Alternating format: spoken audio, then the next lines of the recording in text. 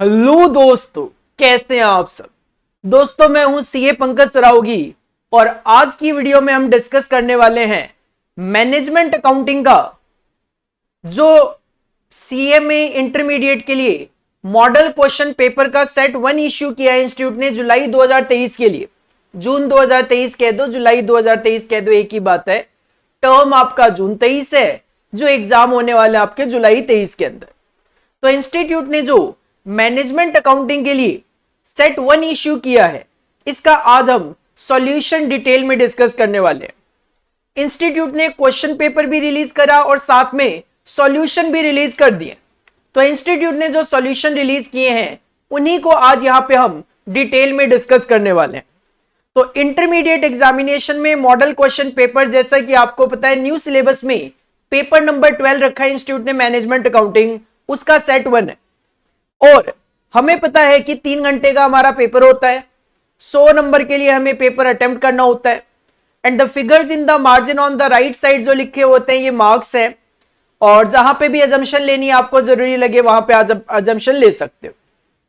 Paper का जो pattern है वो सेम है जैसा कॉस्ट अकाउंटिंग का मैंने डिस्कस किया आपके साथ, एफएमबीडीए का डिस्कस किया, वैसे ही इसमें भी आपको क्वेश्चन नंबर 1 जो है वो कंपलसरी है और उसके बाद जो 7 क्वेश्चन है 2 से लेकर 8 तक, उसमें से आपको 5 अटेम्प्ट करने। इसका मतलब कॉस्ट अकाउंटिंग, एफएमबीडीए और मैनेजमेंट अकाउंटिंग, इन तीनों में तो एक ही है, क्वेश्चन नंबर 1 इज कंपलसरी और 7 में से आपको 5 अटेम्प्ट करने। हाँ, ओएमएसएम में आपका थोड़ा सा डिफरेंट देखने को मिल रहा था, तो वो आपको एनालाइज करना है एग्जाम पॉइंट ऑफ व्यू से। सर, अगर आपने हमारे चैनल को अभी तक सब्सक्राइब नहीं किया है, नए हो हमारे चैनल पे, तो सब्सक्राइब जरूर कर लीजिए, क्योंकि इस तरीके के जो भी मॉडल क्वेश्चन पेपर्स होते हैं वो हम आपके साथ हर एग्जाम के पहले डिस्कस करते हैं। इसके अलावा हम रिवीजन सीरीज लेकर आते हैं आपके लिए मेरे सब्जेक्ट्स की, लाइक कॉस्ट अकाउंटिंग हो गया, एफएमबीडीए हो गया, ओएमएसएम हो गया और मैनेजमेंट अकाउंटिंग हो गया। फाइनल लेवल पे एससीएम और एसएफएम के रिवीजन सीरीज हम लेकर आते हैं। टेस्ट सीरीज हम आपके लिए कंडक्ट करते हैं एग्जाम से पहले। तो रिवीजन सीरीज हमारी चल रही है यूट्यूब चैनल के थ्रू, यूट्यूब चैनल ज्वाइन कर लीजिए। और टेस्ट सीरीज हमारी चल रही है टेलीग्राम चैनल के थ्रू। तो नीचे डिस्क्रिप्शन बॉक्स में टेलीग्राम चैनल का लिंक गिवन है, वो आप ज्वाइन कर लीजिए अगर आपको टेस्ट सीरीज देनी है तो। इंटर और फाइनल, इंटर में आपको टेस्ट सीरीज मिलेगी कॉस्ट अकाउंटिंग की, फाइनेंशियल मैनेजमेंट की, ओएमएसएम की और मैनेजमेंट अकाउंटिंग की, और फाइनल लेवल पे एससीएम और एसएफएम। बाकी अगर आपको रीजनेबल क्लासेस बाई करनी है तो भी आप हमारी क्लासेस बाई कर सकते हो। हमारे जो प्लान्स हैं वो 1 मंथ से स्टार्ट हो जाते हैं, 1 मंथ वैलिडिटी से स्टार्ट हो जाते हैं।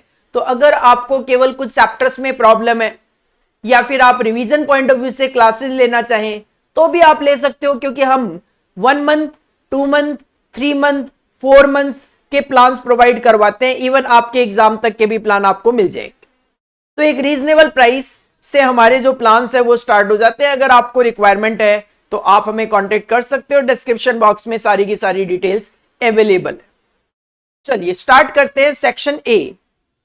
सेक्शन ए में पहला जो क्वेश्चन है, ऑफकोर्स सेक्शन ए में एक ही क्वेश्चन है और ये कंपलसरी क्वेश्चन है।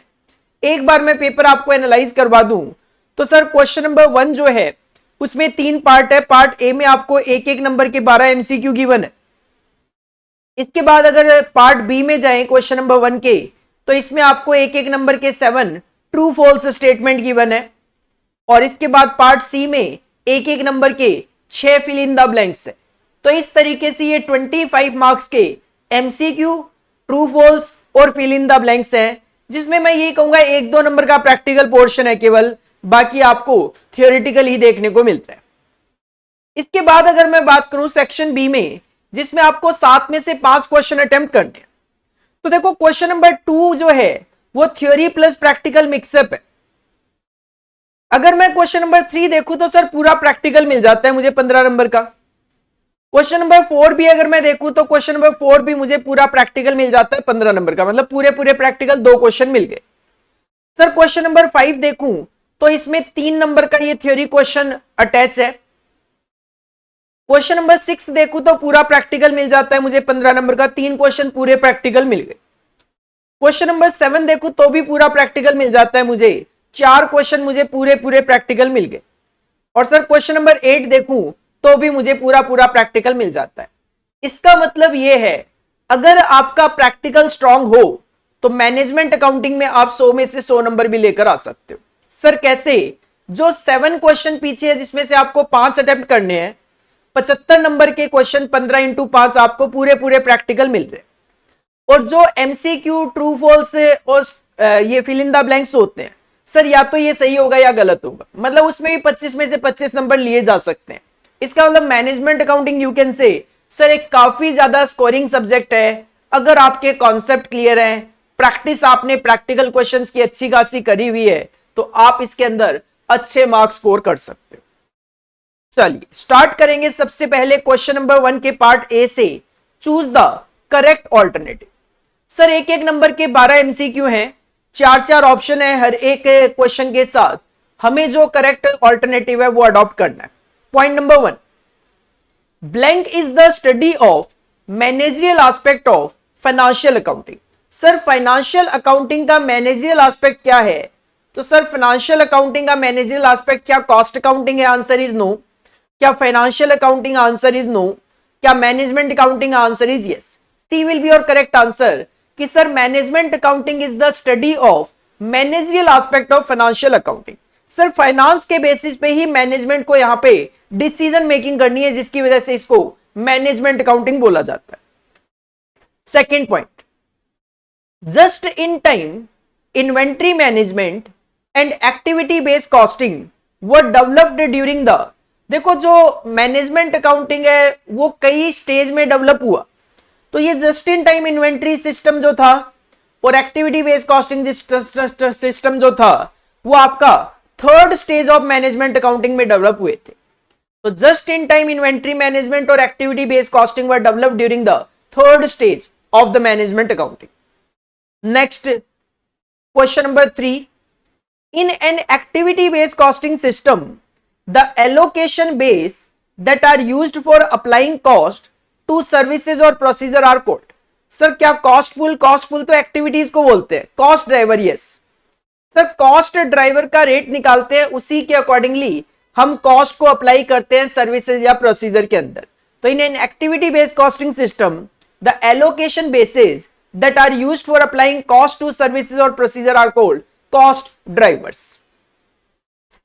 Next question number 4, which of the following would not be deducted from sales in a management report preparing using activity based cost। अगर हम एक्टिविटी बेस्ड कॉस्टिंग के लिए रिपोर्टिंग तैयार कर रहे हैं मैनेजमेंट की, तो कहते हैं इनमें से कौन सा ऐसा आइटम है जो सेल्स में से डिडक्ट नहीं किया जाता। A direct material sir main cost होती है, माइनस किया जाता है। डायरेक्ट लेबर भी मेन कॉस्ट होती है, माइनस किया जाता है। Variable selling and admin cost भी माइनस की जाती है। सर शिपिंग कॉस्ट माइनस नहीं की जाती, क्योंकि एक्टिविटी बेस्ड कॉस्टिंग की रिपोर्टिंग के लिए शिपिंग कॉस्ट की कोई रेलेवेंसी नहीं होती। वो एट द एंड जब आप एक्चुअल सेल वगैरह करते हो उसी टाइम पे रिकॉर्ड की जाती है। तो शिपिंग कॉस्ट जो है वो एबीसी सिस्टम में मैनेजमेंट रिपोर्टिंग बनाते वक्त सेल्स में से माइनस नहीं की जाती है। Point number 5, blank an item for which cost measurement is required, that is product, job or customer। cost pool, cost driver, cost absorption और cost object। Sir cost object जो है वो कोई ना कोई प्रोडक्ट, कोई ना कोई जॉब, कोई ना कोई कस्टमर होता है जिसके लिए हम कॉस्ट कैलकुलेट कर रहे होते हैं। तो cost object is an item for which cost measurement is required. Cost object कोई प्रोडक्ट भी हो सकता है, कोई जॉब भी हो सकती है, कोई कस्टमर भी हो सकता है। D will be your correct answer. Next point number 6, which of the following criteria is not used for decision making under uncertainty.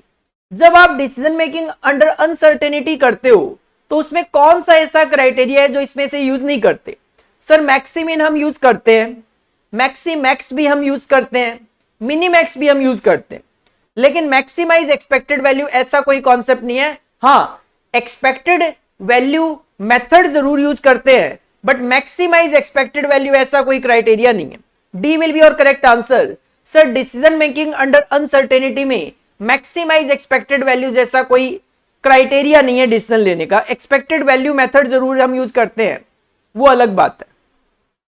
Next point number 7, circumstances that influence the probability of a decision are referred to as, जैसे हम decision making पढ़ते हैं तो हम कहते हैं बारिश होगी नहीं होगी, तो उसमें हम प्रोबेबिलिटी बताते हैं कि बारिश होगी चांसेस है 60%, बारिश नहीं होगी चांसेस है 40%। तो कहते हैं जो सर्कमस्टांस होती है उसको क्या बोलते हैं, तो सर सर्कमस्टांसेस को बोला जाता है state of nature. Strategy answer is no, payoff matrix तो प्रॉफिट टेबल होती है, state of nature is the correct answer. तो circumstances that influence the profitability of a decision are referred to as state of nature. Next point number 8, in a responsibility accounting system managers are accountable for incremental cost, product cost but not for period cost, cost over which they have control, and variable cost but not for fixed cost. Sir, C will be the correct answer. Responsibility accounting में responsibility set होती है कि भी आप responsible हो cost के लिए, आप responsible हो इसके लिए, आप responsible हो इसके लिए, तो उसको responsible भी तो उसी चीज के लिए ठहराया जाएगा जिसपे उसका कंट्रोल होगा। तो C will be the correct answer. In a responsibility accounting system, managers are accountable for the cost over which they have control. जिसपे उनका कंट्रोल है ही नहीं उसके लिए आप उनको रिस्पॉन्सिबल नहीं ठहरा सकते। नेक्स्ट पॉइंट नंबर 9, एक कंपनी हैज 2 डिवीजन, कहते हैं कंपनी में 2 डिविजन्स हैं and the divisions are identical in terms of number and type of machines they have and the operations they carry out. दोनों डिवीजन सेम तरीके की है, अगर एक डिवीजन में 5 मशीनें हैं तो दूसरे में भी 5 है। However one division was setup 4 year ago, लेकिन इसमें से एक डिवीजन तो ऐसी है जिसको आपने 4 साल पहले डेवलप किया था, सेटअप किया था, and the other was setup 1 year ago, दूसरी ने केवल और केवल 1 साल पहले ही आपने सेटअप करी। Head office appraises the division using both return on investment and residual income. अब जब हेड ऑफिस दोनों की परफॉर्मेंस मेजर करते हैं तो उसके लिए रिटर्न ऑन इन्वेस्टमेंट और रेजिडुअल इनकम को बेस बनाते हैं। Which of the following statement is correct in relation to the outcome of the appraisal. तो जो इन दोनों डिवीजन का अप्रेजल का आउटकम आएगा, कहते हैं उसके पॉइंट ऑफ व्यू से कौन सा स्टेटमेंट करेक्ट है for each division. Point number A, both return on investment and residual income will favour the older division. देखो सिंपल सी मैं बात करूं, ए ही आपका करेक्ट आंसर है। रीजन सिंपल सी बात है सर, जो पुरानी डिवीजन होगी उसका रिटर्न ऑन इन्वेस्टमेंट कहीं ना कहीं ज्यादा होगा in comparison with the new one. इसी तरीके से जो रेजिडुअल इनकम बचती है सारे खर्चे मीट आउट करने के बाद, सर वो इनकम भी पुरानी डिवीजन की ज्यादा बचेगी, क्योंकि 1 साल जिस फर्म को हुआ है वो तो अभी अपने खर्चे ही रिकवर कर रही होगी। तो कहीं ना कहीं हमेशा जो पुरानी डिवीजन है उसको हमेशा रिटर्न ऑन इन्वेस्टमेंट और रेजिडुअल इनकम के बेसिस पे एक तरीके से बेनिफिट मिलेगा अप्रेजल पॉइंट ऑफ व्यू से। ए विल बी और करेक्ट आंसर, आगे पढ़ने की अपने को जरूरत पड़ेगी ही नहीं।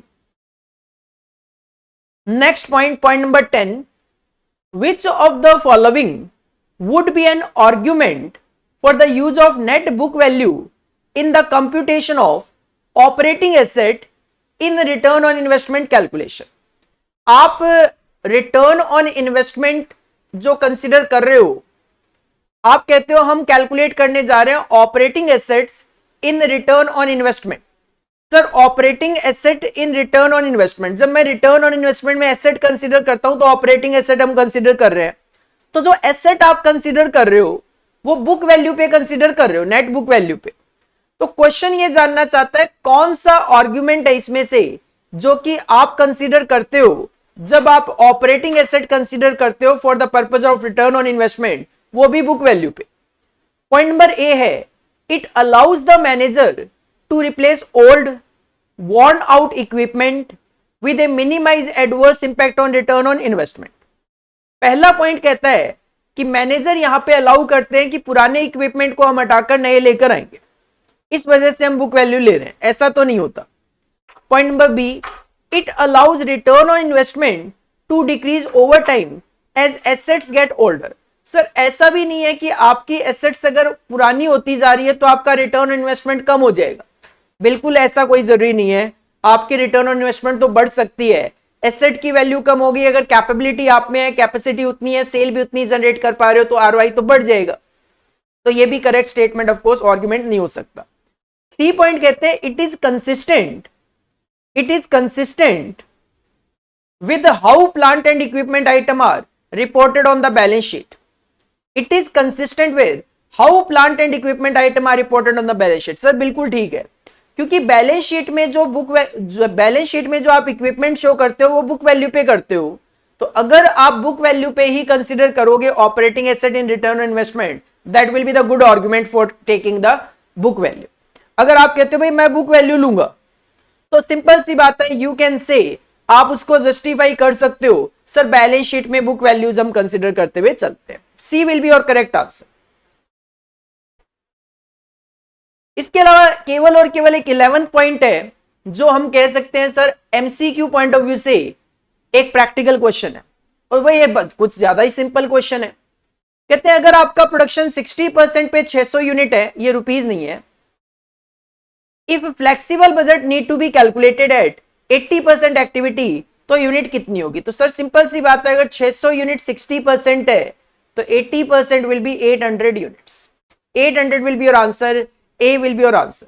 अगर आप रुपी बोलते हो यहां पे रुपी ले लो तो भी 800 ही आएगा, बट मेरे हिसाब से या तो यहां रुपी गलत लिखा हुआ है, चलो जो भी है आंसर 800 ही आएगा आपका, क्योंकि 600 यूनिट कैसे हो सकता है, ये फिर प्रिंटिंग मिस्टेक है थोड़ी सी, बट आंसर तो 800 ही आएगा।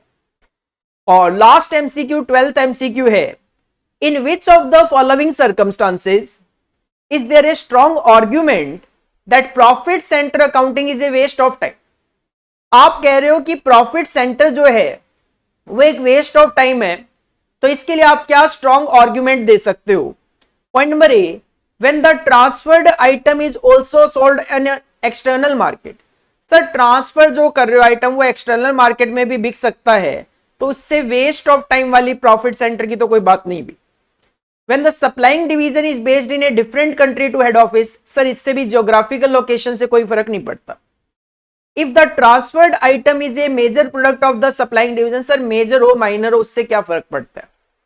If there is no similar product sold on an external market and the transferred item is a major product of the supplying division, अगर आप कहते हो ऐसा एक्सटर्नल मार्केट में कोई प्रोडक्ट ही नहीं है और जो ट्रांसफर्ड आइटम है वो सप्लाइंग डिवीजन का मेजर प्रोडक्ट भी है, मार्केट में वैसा कोई प्रोडक्ट नहीं है, तो सर उस सिचुएशन में प्रॉफिट सेंटर बनाना किसी भी ऑर्गेनाइजेशन को वेस्ट ऑफ टाइम है, क्योंकि उस तरीके का मार्केट में तो प्रोडक्ट है ही नहीं, आपकी एक तरीके से मोनोपोली होगी मार्केट में। तो D will be the correct answer, D will be the correct answer. तो दीज आर द 12 एमसीक्यू, एक एक नंबर के लिए, जिसमें आपको केवल और केवल एक प्रैक्टिकल देखने को मिल रहा है, बाकी 11 एमसीक्यू थियोरिटिकल देखने को मिल रहे हैं। इसका मतलब अगर हम एक्सपेक्ट करें इंस्टीट्यूट से कि सर इसी तरीके का पेपर पैटर्न इंस्टीट्यूट फॉलो करेगी, तो we can expect sir MCQ सारे के सारे थियोरिटिकल हम एक्सपेक्ट कर सकते हैं, थियोरिटिकल एक्सपेक्ट कर सकते हैं 12 नंबर के। इसके बाद बी पे मूव करें तो हमें ट्रू और फॉल्स बताने हैं। यहां पे 7 स्टेटमेंट गिवन है, जिसमें से अपने को केवल यह बताना है कि स्टेटमेंट ट्रू है या फॉल्स है। Point number 1, statement number 1, globalization and the rapid growth of international trade has made intercompany pricing an everyday necessity for the vast majority of business। Sir बिल्कुल ट्रू स्टेटमेंट है, globalisation काफी बढ़ गया है, international trade की growth काफी बढ़ गई है, तो इंटर कंपनी प्राइसिंग जरूरी होगी। इंटर कंपनी प्राइसिंग का मतलब होता है एक कंपनी दूसरी कंपनी के लिए जो प्राइसिंग रखती है उसके लिए क्या प्राइसिंग मेंटेन की जाए, और अगर वो एक्सपोर्ट इंपोर्ट बिजनेस है तो उसमें और ज्यादा जरूरी हो जाता है, तो ट्रू स्टेटमेंट है। Second point, divisional autonomy is the degree of freedom A division manager can exercise in decision making. Sir बिल्कुल डिवीजन ऑटोनोमी का मतलब होता है आप अपने डिसीजन अपने अकॉर्डिंगली ले सकते हो, जो आपको जरूरत है अपनी रिस्पॉन्सिबिलिटी कंप्लीट करने के लिए। This is also the true statement. Point number 3, the budget manual is a schedule, document और booklet which shows in a return form the budgeting organisation and procedure. बिल्कुल ठीक है सर, बजट मैनुअल में budget की procedure लिखी हुई होती है। This is also the true statement. Next point number 4, if the occurrence or non-occurrence of one event does not change the probability of the occurrence of other event, the two event are said to be independent. बिल्कुल ठीक है, अगर आप कहते हो एक event occur होगा नहीं होगा और एक में चेंज होने की वजह से दूसरे पे कोई इंपैक्ट नहीं आ रहा, तो इसका मतलब दोनों इंडिपेंडेंट है, तभी तो दूसरे पे इंपैक्ट नहीं आ रहा, तो this is also true statement. Next point number 5, benchmarking is a process of measuring the performance of a company's product, services or processes against those of another business considered to be the best in the industry. Sir बिल्कुल benchmarking का मतलब यही होता है कि आप industry में best से अपने आप को कंपेयर कर रहे हो. This is again true statement. Next point number 6, ABC activity based costing recognizes the increased complexity of modern business with its multiple cost driver, many of which are transaction based rather than value based. Sir बिल्कुल ठीक बात है, केवल और केवल unit based नहीं, किस activity के लिए आपने कितना ट्रांजेक्शन किया है, कितना यूसेज किया है, उसके accordingly activity based costing consider किया जाता है. तो this is also the true state. और लास्ट 7th स्टेटमेंट है, a revenue centre is strictly defined as an organizational unit that is responsible for the generation of revenue and has full control over setting selling prices or budgeting control. Sir revenue centre जो होता है, no doubt उसकी responsibility revenue से तो related होती है, लेकिन यहां पे लिखा हुआ है कि उसका पूरा कंट्रोल होता है सेलिंग प्राइस और बजटिंग कॉस्ट पे. सर ये गलत है, ना तो रेवेन्यू सेंटर का सेलिंग प्राइस या बजटिंग कॉस्ट पे कोई कंट्रोल नहीं होता, तो this is the false statement. क्योंकि अगर आपको सेलिंग प्राइस या बजटिंग कॉस्ट पे कंट्रोल करना है, तब तो आप फिर इसका मतलब सेलिंग प्राइस भी खुद डिसाइड कर रहे हो, कॉस्ट भी खुद डिसाइड कर रहे हो, तो आप प्रॉफिट सेंटर बन जाओगे, रेवेन्यू सेंटर नहीं रह जाओगे. रेवेन्यू सेंटर का मतलब है केवल रेवेन्यू जनरेशन से रिलेटेड रेस्पॉन्सिबिलिटी परफॉर्म करना और उससे रिलेटेड जो भी जरूरत है उस पे उसका कंट्रोल रहता है. सेलिंग प्राइस या बजटिंग पे उसका कोई कंट्रोल नहीं है. तो ये 7 स्टेटमेंट थे, जिसमें से 6 स्टेटमेंट तो ट्रू ही हो गए. लास्ट स्टेटमेंट एक यहाँ पे फॉल्स गिवन था, और आप देख सकते हो ऑफ कोर्स 7 के 7 जो ट्रू फॉल्स स्टेटमेंट है ऑफ कोर्स थियोरेटिकल है. इसका मतलब इंस्टीट्यूट ने इस बार के जो मॉडल क्वेश्चन पेपर रखे हैं, जितने भी मैंने मॉडल क्वेश्चन पेपर आपको एनालाइज करवाए हैं, उन सब में मैंने एक बात कॉमन नोटिस करी है कि जो कंपलसरी क्वेश्चन है, क्वेश्चन नंबर 1 25 मार्क्स का नॉर्मली जो है वो थियोरेटिकल रखना चाह रही है इंस्टीट्यूट, और उसके बाद पूरा का पूरा प्रैक्टिकल पोर्शन रखना चाह रही है. नो डाउट उसके बाद भी कुछ थ्योरी क्वेश्चन है, बट फिर भी आप देखोगे आपको जब 7 में से 5 अटेम्प्ट करने की बात होती है, तो आपको 5 पूरे के पूरे 75 मार्क्स के प्रैक्टिकल क्वेश्चंस मिल जा रहे हैं.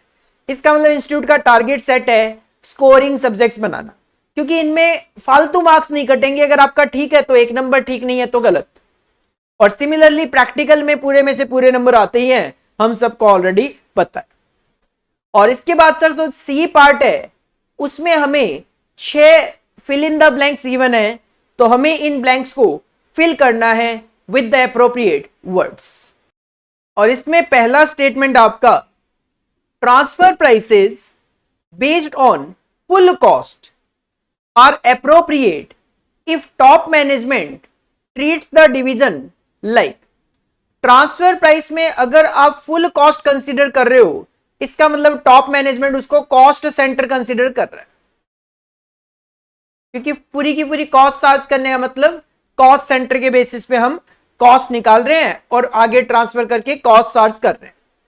Second point, if the selling division has blank, A transfer price based on blank would be an appropriate transfer price, although it would hurt the performance of the selling division. कहते हैं क्या situation हो, क्या transfer price रखें जिसमें selling division को hurt भी होगा.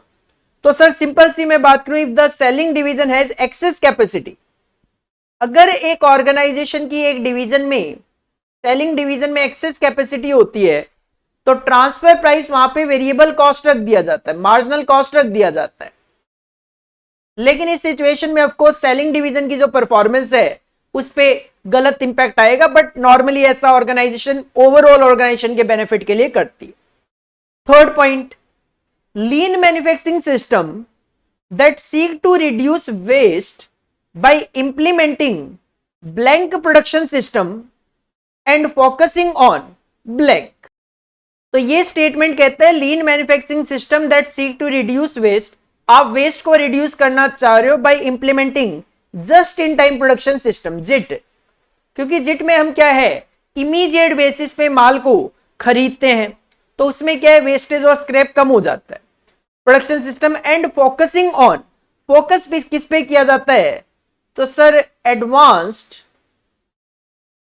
मैन्युफैक्चरिंग टेक्नोलॉजीज पे इसमें कॉन्सेंट्रेट किया जाता है। एडवांस्ड टेक्नोलॉजी जो होती है मैन्युफैक्चरिंग की, वो कंपनी अडॉप्ट करती है।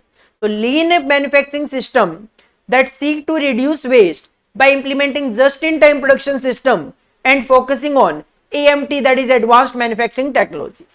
Point number 4, there has been a paradigm shift in the role of management accountant in the era of globalization. No doubt globalization में management accountant के काम में काफी shift हुआ है, change हुआ है, and the focus shifted to, तो ये जो focus है किस साइड में shift हो गया, तो सर ये साइड शिफ्ट हो गया है strategic analysis.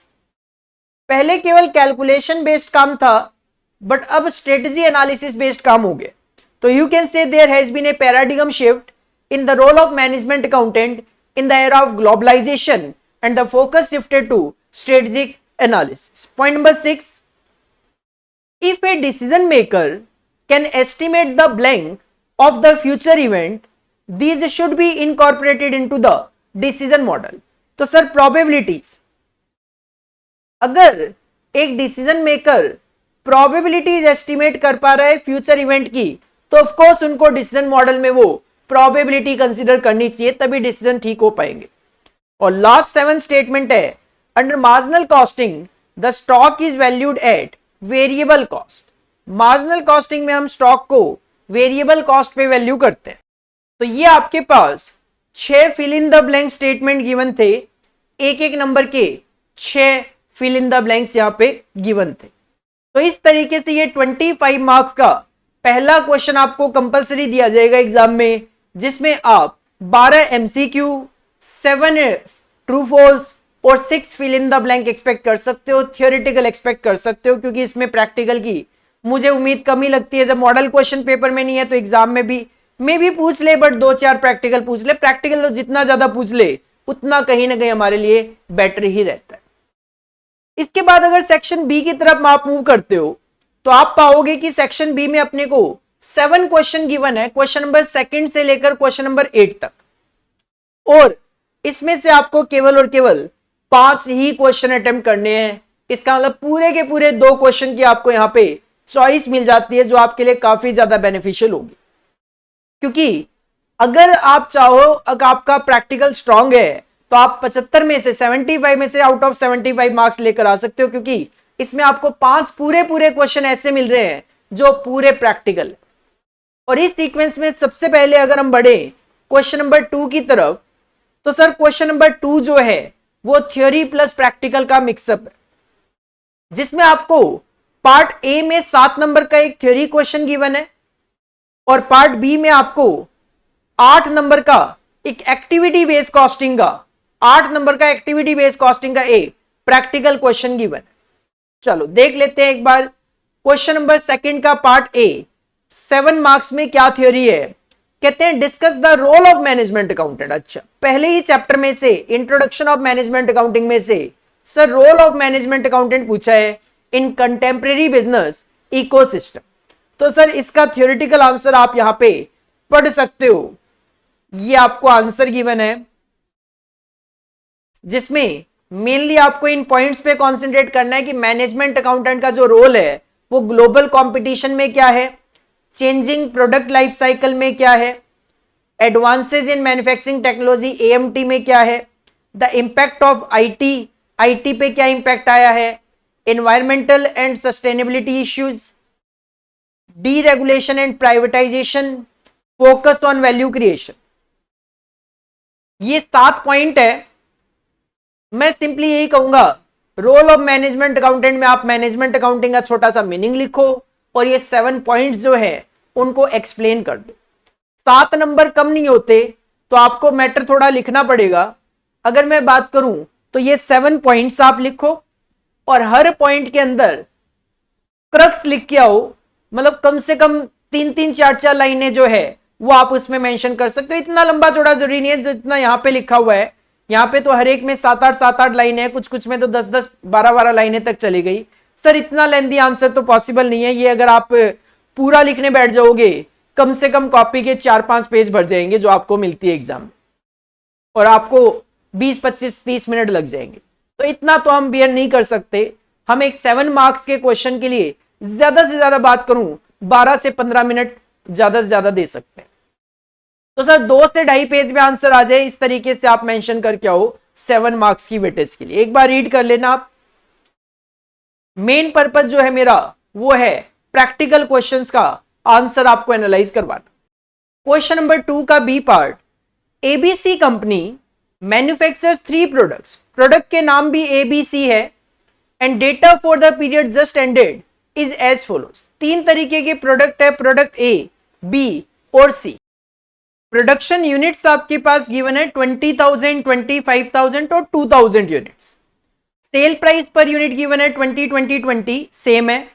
Material cost per unit है 5 रुपए, 10 रुपए, 10 रुपए। Labour hours per unit given है 2 आवर्स, 1 आवर और 1 आवर। यहां पे एक चीज मिसिंग है, वो है लेबर का rate.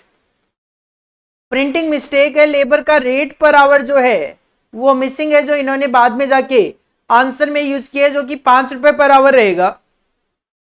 Overhead for the period given आपके पास सर 90,000 सेटअप कॉस्ट है, receiving 30,000, dispatch 15,000, machining 55,000, total overhead के खर्चे 1,90,000 है।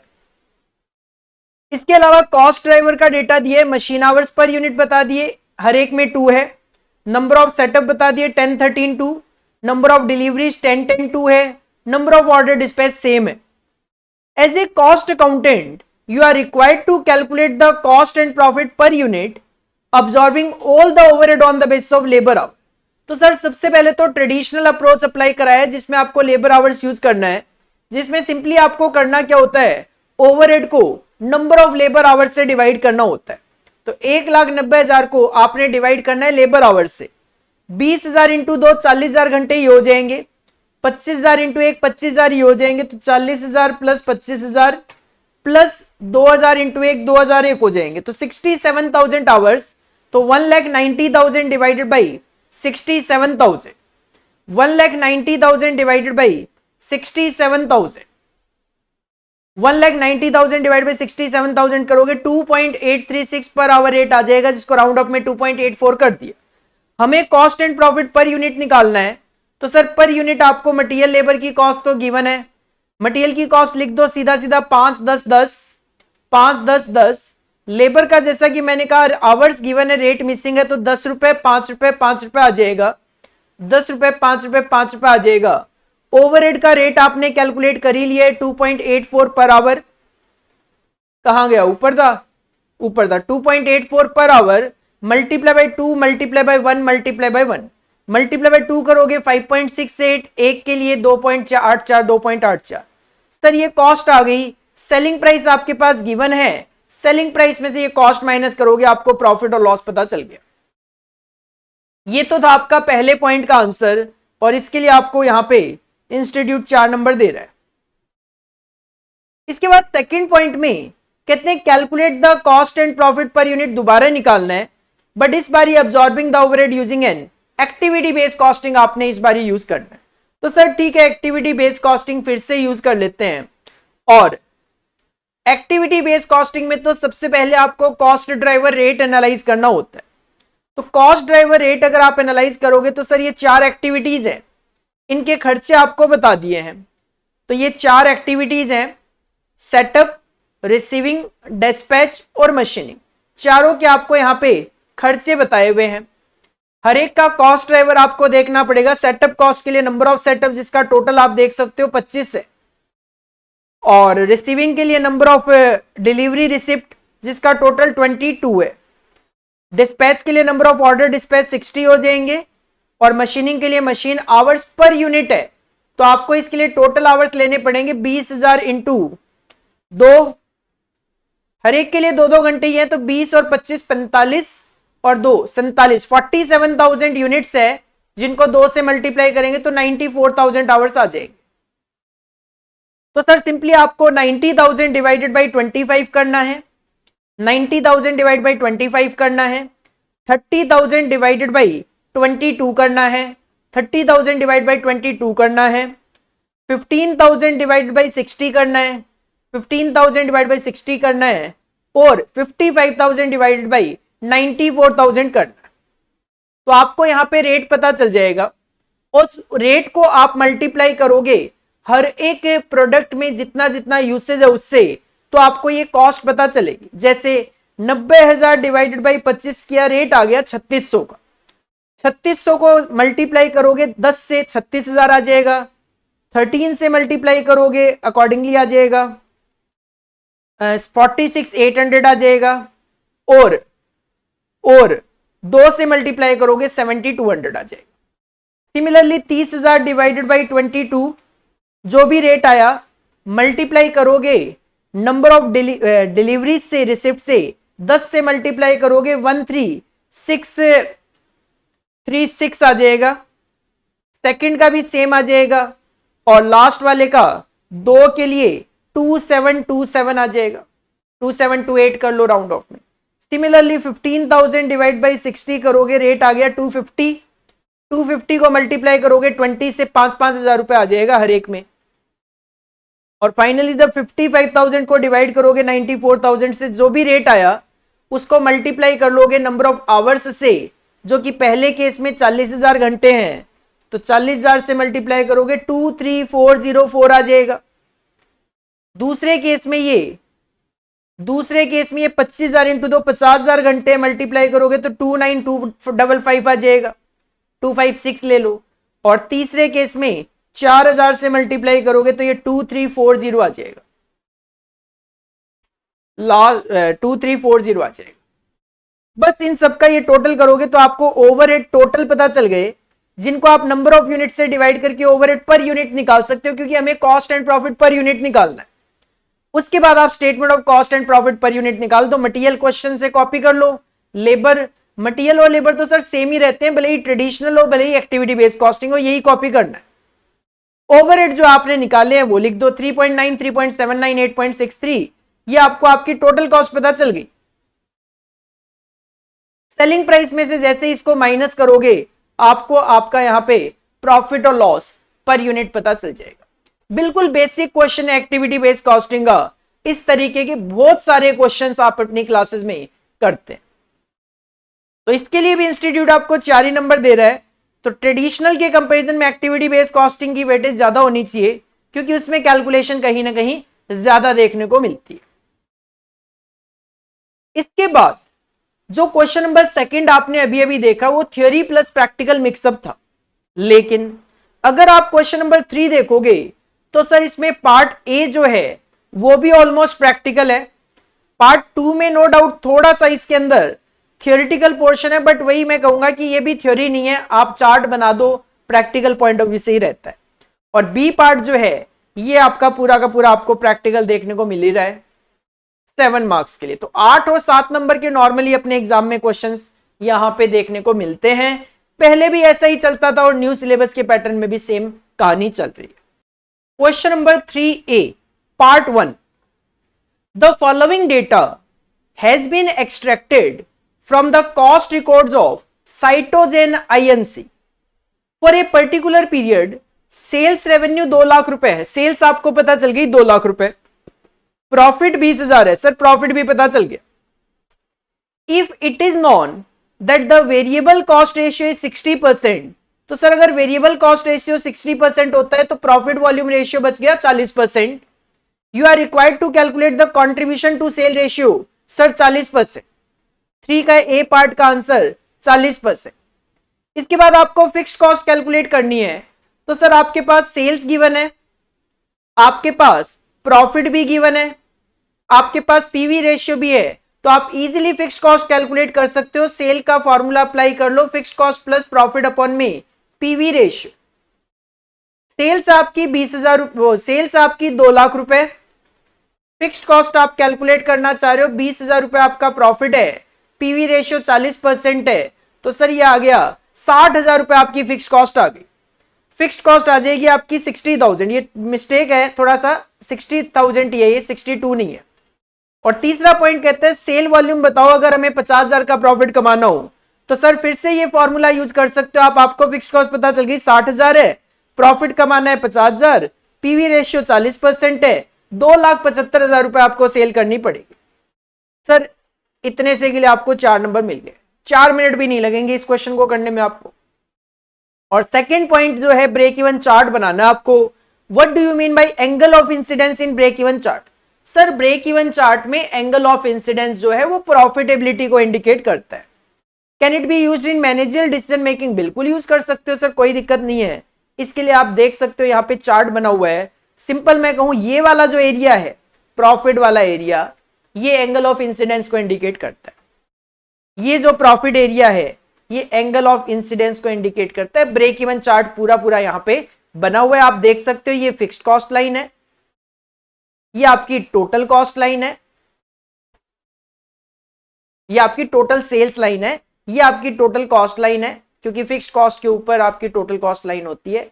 जिस लाइन पे ये टोटल कॉस्ट और सेल्स लाइन एक दूसरे को इंटरसेक्ट करती है वही आपका ब्रेक इवन पॉइंट होता है। इसके बाद आपका प्रॉफिट स्टार्ट हो जाता है। ये पूरा का पूरा एरिया आपका मार्जिन ऑफ सेफ्टी है। ये जो आपका प्रॉफिटेबिलिटी एरिया है यही एंगल ऑफ इंसिडेंस को इंडिकेट करता है। ब्रेक इवन पॉइंट के नीचे आपके लॉस एरिया को इंडिकेट करेगा। बिल्कुल सेम वही कहानी है सर। ये आपका प्रॉफिट एरिया है, ये आपका एंगल ऑफ इंसिडेंस को इंडिकेट करता है। क्योंकि होता क्या है, ब्रेक इवन पॉइंट के बाद आपका जो प्रॉफिट है वो तेजी से बढ़ता है, तो एरिया क्या है आपका बढ़ता जाता है, ओपन होता जाता है एरिया। तो इसके लिए भी आपको 4 नंबर मिलने वाले हैं यहाँ पे चार्ट के लिए। इसके बाद अगर आप क्वेश्चन नंबर 3 के बी पार्ट की तरफ मूव करते हैं तो कहते हैं exporter of auto machine part is earning a profit of ₹1 lakh on a sale of ₹12 lakh. Sir 12 lakh रुपए की सेल कर रहे हैं और 1 लाख रुपए का प्रॉफिट कमा रहे हैं। सेलिंग प्राइस 40 रुपए पर पार्ट है, वेरिएबल कॉस्ट 30 रुपए पर पार्ट है, तो कंट्रीब्यूशन पर यूनिट हो गया 10 रुपए पर part. The exporter incur an additional fixed cost of ₹3 lakh on product improvement, which also enable him to economize ₹5 in per part variable cost. अब कंपनी 3 लाख रुपए की एडिशनल फिक्स कॉस्ट लगाएगी जिससे variable cost में इकोनॉमीज आएगी, मतलब 5 रुपए variable cost कम हो जाएगी, 25 रुपए हो जाएगा। As per trade agreement the sale of his part is restricted to the old value of 12 lakh. Sale आप 12 लाख की ही कर पाओगे, इससे ज्यादा नहीं कर पाओगे, मतलब सेल 12 लाख सेम रहेगी। क्वेश्चन जानना चाहता है determine the selling price per part so that the exporter earn the same profit at the same sales value. मतलब सर सेल वैल्यू सेम रखनी है 12 लाख, प्रॉफिट सेम रखना है आपको 1 लाख रुपए, लेकिन होगा क्या, अब आपको आपका सेलिंग प्राइस कैलकुलेट करके बताना है, वेरिएबल कॉस्ट आपकी चेंज हो जाएगी। तो सिंपल आप क्या कर सकते हो, सेल का ही फॉर्मूला यूज क्यों ना कर लो sir, fixed cost plus profit upon में पीवी रेशियो, ये यूज कर लो। या फिर अदरवाइज भी आप कैलकुलेशन कर सकते हो, अदरवाइज जो इन्होंने कैलकुलेशन करी है वो दिखा दूं मैं। तो सर फिलहाल आप क्या कर रहे थे, 12 लाख की सेल कर रहे थे 40 रुपए के अकॉर्डिंगली, तो 30,000 यूनिट सेल कर रहे थे। 12 लाख की सेल थी तो बैलेंसिंग फिगर में फिक्स कॉस्ट आप निकाल पा रहे थे, 12 लाख की सेल थी और 1 लाख रुपए का आपका प्रॉफिट था और आपकी वेरिएबल कॉस्ट थी 30 रुपए पर यूनिट, तो 40 नहीं 30,000 इंटू 30, 9 लाख रुपए आपकी वेरिएबल कॉस्ट थी, तो कंट्रीब्यूशन 3 लाख था, प्रॉफिट 1 लाख था, तो फिक्स कॉस्ट आपकी 2 लाख थी। अभी क्वेश्चन ने क्या बोला कि 3 लाख मेरी फिक्स कॉस्ट ज्यादा आएगी, मतलब अब आपकी फिक्स कॉस्ट कितनी हो जाएगी, 5 लाख। प्रॉफिट अभी भी आपको 1 लाख रुपए चाहिए जो पहले कमा रहे थे, लेकिन अब क्या होगा, अब आपकी अगर मैं बात करूं तो अब आपका पीवी रेशियो चेंज हो जाएगा। पीवी रेशियो चेंज हो जाएगा तो अब आप यहां पे पीवी रेशियो कैलकुलेट कर सकते हो, क्योंकि सेल तो आपको 12 लाख ही रखनी है, तो सर ये आ जाता है आपका पीवी रेशियो यहां से 50% का। पीवी रेशियो आ जाता है आपका यहाँ पे 50% का। सिंपल मैं कहूं तो variable cost ratio PV ratio आपका यहाँ पे 50% आ जाता है सीधा सीधा।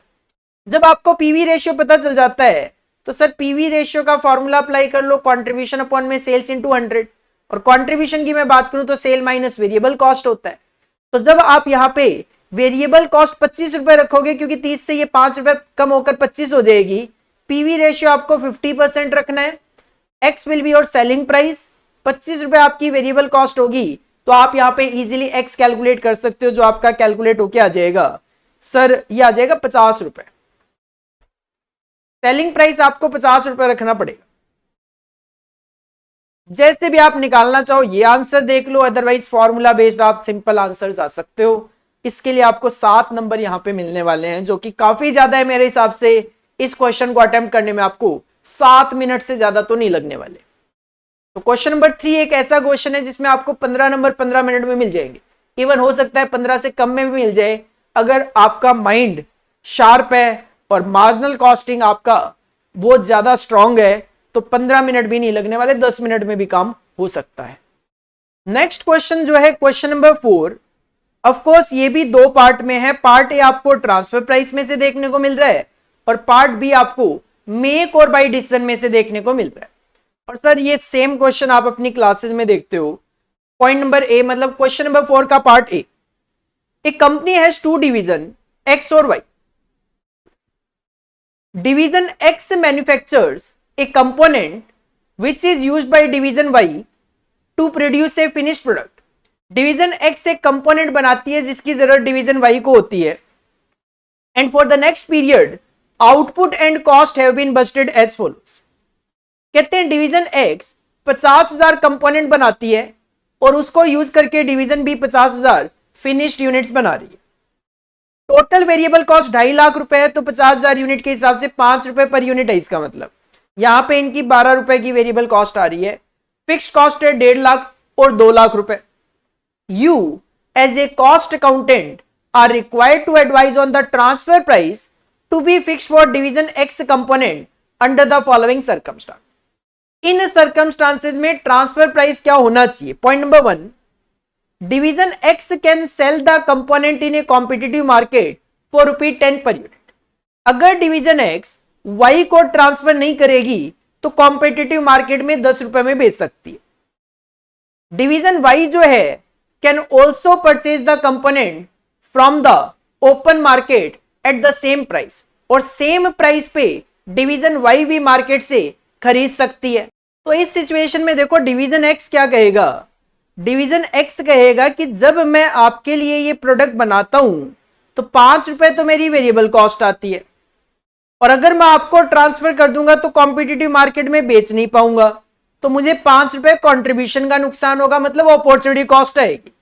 तो डिवीजन एक्स क्या करेगा, डिवीजन एक्स से ट्रांसफर प्राइस डिसाइड करते वक्त 5 रुपए अपनी वेरिएबल कॉस्ट लेगा और 5 रुपए अपॉर्चुनिटी कॉस्ट लेगा, जो वो बाहर सेक्रीफाइस कर रहा है। 10 रुपए का प्राइस वो डिसाइड करेगा। तो 10 रुपए will be the final transfer price in situation 1।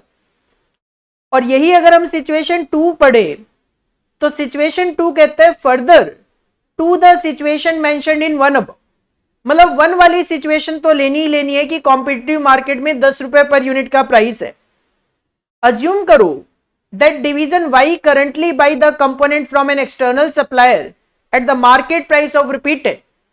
Market price जो 10 रुपए है उसके अकॉर्डिंगली वाई बाहर से खरीद रहा है, and there is reciprocal agreement between the external supplier and another division Z।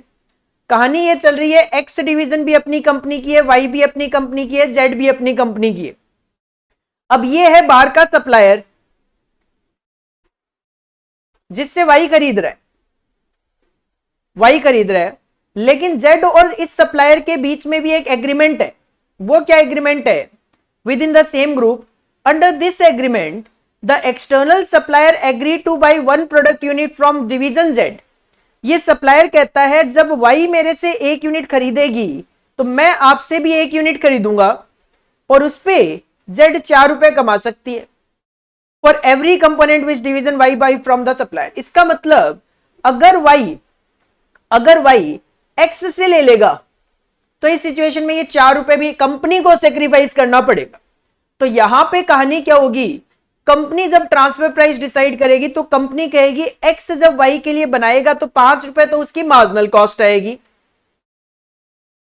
जब बाहर नहीं बेचेगा तो 5 रुपए का वो सेक्रीफाइस करेगा, और अगर वाई ने डिवीजन एक्स से ले लिया तो 4 रुपए जेड को भी सेक्रीफाइस करने पड़ेंगे, वो 4 रुपए भी अपॉर्चुनिटी कॉस्ट में कंसीडर किया जाएगा। Accordingly transfer price 14 rupees decide किया जाएगा। तो इस तरीके से ये सेम क्वेश्चन हमने अपनी क्लासेस में भी बहुत डिटेल में डिस्कस करके मैंने आपको बताया, 3 नंबर की वेटेज पॉइंट 1 के लिए और 4 नंबर की पॉइंट 2 के लिए, 7 नंबर की ये वेटेज आपको यहां पे देखने को मिल रही है।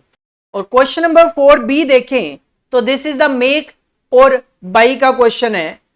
As a management accountant of Bush radio company you find that while it cost ₹12.5 to make a component X, जब ये रेडियो बनाते हैं तो 12.5 रुपए की कॉस्ट आती है, and the same is available in the market, 11.5 रुपए में मिल रहा है with N assurance of continuous supply. और कॉस्ट जो 12.5 आएगी इसका ब्रेकडाउन ये है कि material 5.5, labour 3.5, other variable overhead 1 रुपए, डेप्रीशिएशन एंड फिक्स्ड कॉस्ट है 2.5 रुपए।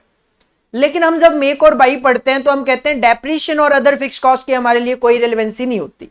तो एक्चुअल में जब आप मेक और बाई डिसीजन लोगे तो आपके लिए जो रेलिवेंट कॉस्ट होगी वो होगी 5, 3, 8, 9, 10 रुपए। तो आप ये कहोगे सर बनाने की कॉस्ट 10 रुपए है, खरीदने की कॉस्ट 11.5 है, अकॉर्डिंगली हमें बनाना चाहिए। तो पॉइंट ए यही कहता है, analyze the above situation and submit the needful cost related information to enable the management to make or buy decision. तो सिंपली यू कैन से, 2 तरीके से आप इसका आंसर दे सकते हो। एक तो ये कि सर 10 रुपए बनाने की कॉस्ट है, 11.5 खरीदने की, तो खरीदो, वो बना लो। दूसरा आप ये भी कह सकते हो कि सर ये 2.5 रुपए की कॉस्ट तो दोनों जगह आनी है, तो बनाते वक्त 12.5 रुपए ले लो इंक्लूडिंग फिक्स कॉस्ट, खरीद के लाओगे तो 11.5 में खरीद के लाऊंगा, फिर 2.5 रुपए फिक्स कॉस्ट तो लगेगी, तो आप इसको 14 रुपए भी बोल सकते हो। बात एक ही है, डिसीजन फाइनली आपको बनाना है पहले पॉइंट में। तो दूसरे पॉइंट में आप खरीद लो, क्योंकि examine the possibility of accepting an offer. अगर बाहर से आपको 9 रुपए 70 पैसे मिलेगा तो सर फिर बाहर से ही खरीद लो, क्योंकि बनाने की मेरी कॉस्ट 10 रुपए आएगी, बाहर 9 रुपए 70 पैसे में मिलेगा, तो मुझे बाहर से खरीद लेना चाहिए। आप इसका आंसर गिवन है यहां पे, एक बार रीड करके जरूर देख लेना। पहले केस में आपको मैन्युफैक्चरिंग करनी चाहिए और दूसरे केस में आपको बाहर से खरीद लेना चाहिए। बहुत लंबी चौड़ी का ये कोई इधर उधर का आंसर कॉपी पेस्ट हो गया है, इसका इससे कोई रिलेशन नहीं है। ये वाला आंसर यहां पे खत्म हो गया है। ये जो पार्ट है, ये जो लाइनें हैं, ये किसी और आंसर की यहां पे कॉपी पेस्ट हो गई है, तो ये टोटली फिलहाल आपके लिए इररिलेवेंट है। क्रॉस कर सकते हो आप इसको, क्रॉस कर सकते हो आप इसको। इसके बाद अगर हम आगे बढ़े क्वेश्चन नंबर 5 की तरफ, तो सर क्वेश्चन नंबर 5 का जो पार्ट ए है that is of economic value added 7 marks का, और पार्ट बी जो है इसमें पार्ट 1 जो है वो है लर्निंग कर्व का क्वेश्चन, और पार्ट 2 जो है वो भी लर्निंग कर्व का, लेकिन एक 3 नंबर का थ्योरी क्वेश्चन यहां पे अटैच किया गया। चलो पहले देख लेते हैं क्वेश्चन नंबर 5 का पार्ट ए। ईवीए का क्वेश्चन है, कहते हैं lotus INC has reported annual operating profit for the year 89.2 million is the profit. After charging 9.6 million for the full development cost of a new product that is expected to last for the current year and 2 further year. इस पे development cost लगाई इन्होंने 9.6, जो कि इन्होंने पूरी की पूरी इस साल में डाल दी। और सर ये कैपिटल नेचर की कॉस्ट होती है, तो आपने ईवीए तक जाने के लिए 89.2 में ये वापस ऐड बैक करना पड़ेगा 9.6। तो 89.2 में ये 9.6 जो है 9.6 नहीं, 2 साल का ही आपको ऐड करना है, 1 साल का तो इस साल का लग गया, तो 9.6 डिवाइड बाई 3 इंटू 2, 6.4 जो है वो ऐड बैक करना पड़ेगा। इस साल का जो खर्चा है वो तो आपने डाल दो, इस साल का जो खर्चा है वो तो आपने डाल दो, बाकी अगले 2 सालों का है वो वापस ऐड बैक कर लिया, ठीक है। कॉस्ट ऑफ कैपिटल है 13% पर एनम, जो कैपिटल कॉस्ट पे लगेगा, जो लास्ट में अप्लाई करेंगे। The balance sheet for the company show fixed asset with a historical cost 120 million. Sir book value की बात करें, हिस्टोरिकल कॉस्ट, ओरिजिनल कॉस्ट की बात करें, 120 मिलियन की फिक्स्ड एसेट थी आपके पास। A note to the balance sheet estimate that the replacement cost of these fixed asset at the beginning of the year 168 million है, और एसेट को आप डेप्रीशिएट करते हो 20% पे। तो सर 120 का जो 20% है 24 मिलियन या जो भी वैल्यू है 24 लाख, कितना हो जाएगा? 120 मिलियन का 20% 24 मिलियन, ठीक है, सारी फिगर्स मिलियन में, 24 मिलियन वापस एड बैक कर लो, और जो 168 रिप्लेसमेंट कॉस्ट के अकॉर्डिंगली 20% आएगा 33.6, वो माइनस कर दो। हिस्टोरिकल कॉस्ट के अकॉर्डिंगली एड बैक कर लो, रिप्लेसमेंट कॉस्ट के अकॉर्डिंगली माइनस कर दो। अकॉर्डिंगली आप अपने एडजस्टेड प्रॉफिट पे पहुंच जाओगे जो कि 86 आ रहा है, और इसमें से फाइनली माइनस की जाती है कॉस्ट ऑफ कैपिटल। साथ में कहते हैं कंपनी के पास वर्किंग कैपिटल भी है 27.2 मिलियन का। टैक्स वगैरह इग्नोर करके आपको ईवीए बताना है। तो सर अगर आपको कॉस्ट ऑफ कैपिटल निकालना है तो उसके लिए पहले कैपिटल कॉस्ट निकालो, कैपिटल निकालो। एक तो कैपिटल के अंदर ये 27.2 मिलियन की आपकी वर्किंग कैपिटल आ जाएगी, एक इस साल जो डेवलपमेंट कॉस्ट, एक जो अगले सालों की डेवलपमेंट कॉस्ट है 6.4, इस साल की छोड़कर 6.4 डेवलपमेंट कॉस्ट आ जाएगी। इसके अलावा आपकी जो रिप्लेसमेंट कॉस्ट है 168, उसमें से डेप्रीशिएशन हटा दो, आपको फिक्स्ड एसेट पता चल जाएगी। सिंपल कहूं तो fixed asset, net fixed asset plus working capital plus further years की डेवलपमेंट कॉस्ट। सर इसका टोटल आएगा आपका 168, इस पे 13% आपको कॉस्ट लगाना है 21.84, तो आपका ईवी आ जाएगा 64.16। सर ये आपके लिए 7 नंबर की वेटेज के साथ क्वेश्चन आ रहा है। और इसी के साथ एक बहुत बेसिक सा क्वेश्चन गिवन आपके पास बी का पार्ट 1, लर्निंग का होगा। लर्निंग का होगा, कहते हैं कार्सन आईएनसी यूजेज ए लर्निंग का रेट गिवन है 80% for all new product it develop.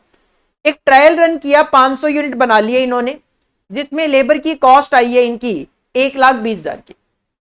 Management plan कर रहा है कि अगले साल 1500 यूनिट और बनानी है, तो 500 आप ऑलरेडी बना चुके हो, 1500 और बनाओगे तो टोटल 2000 हो जाएगी।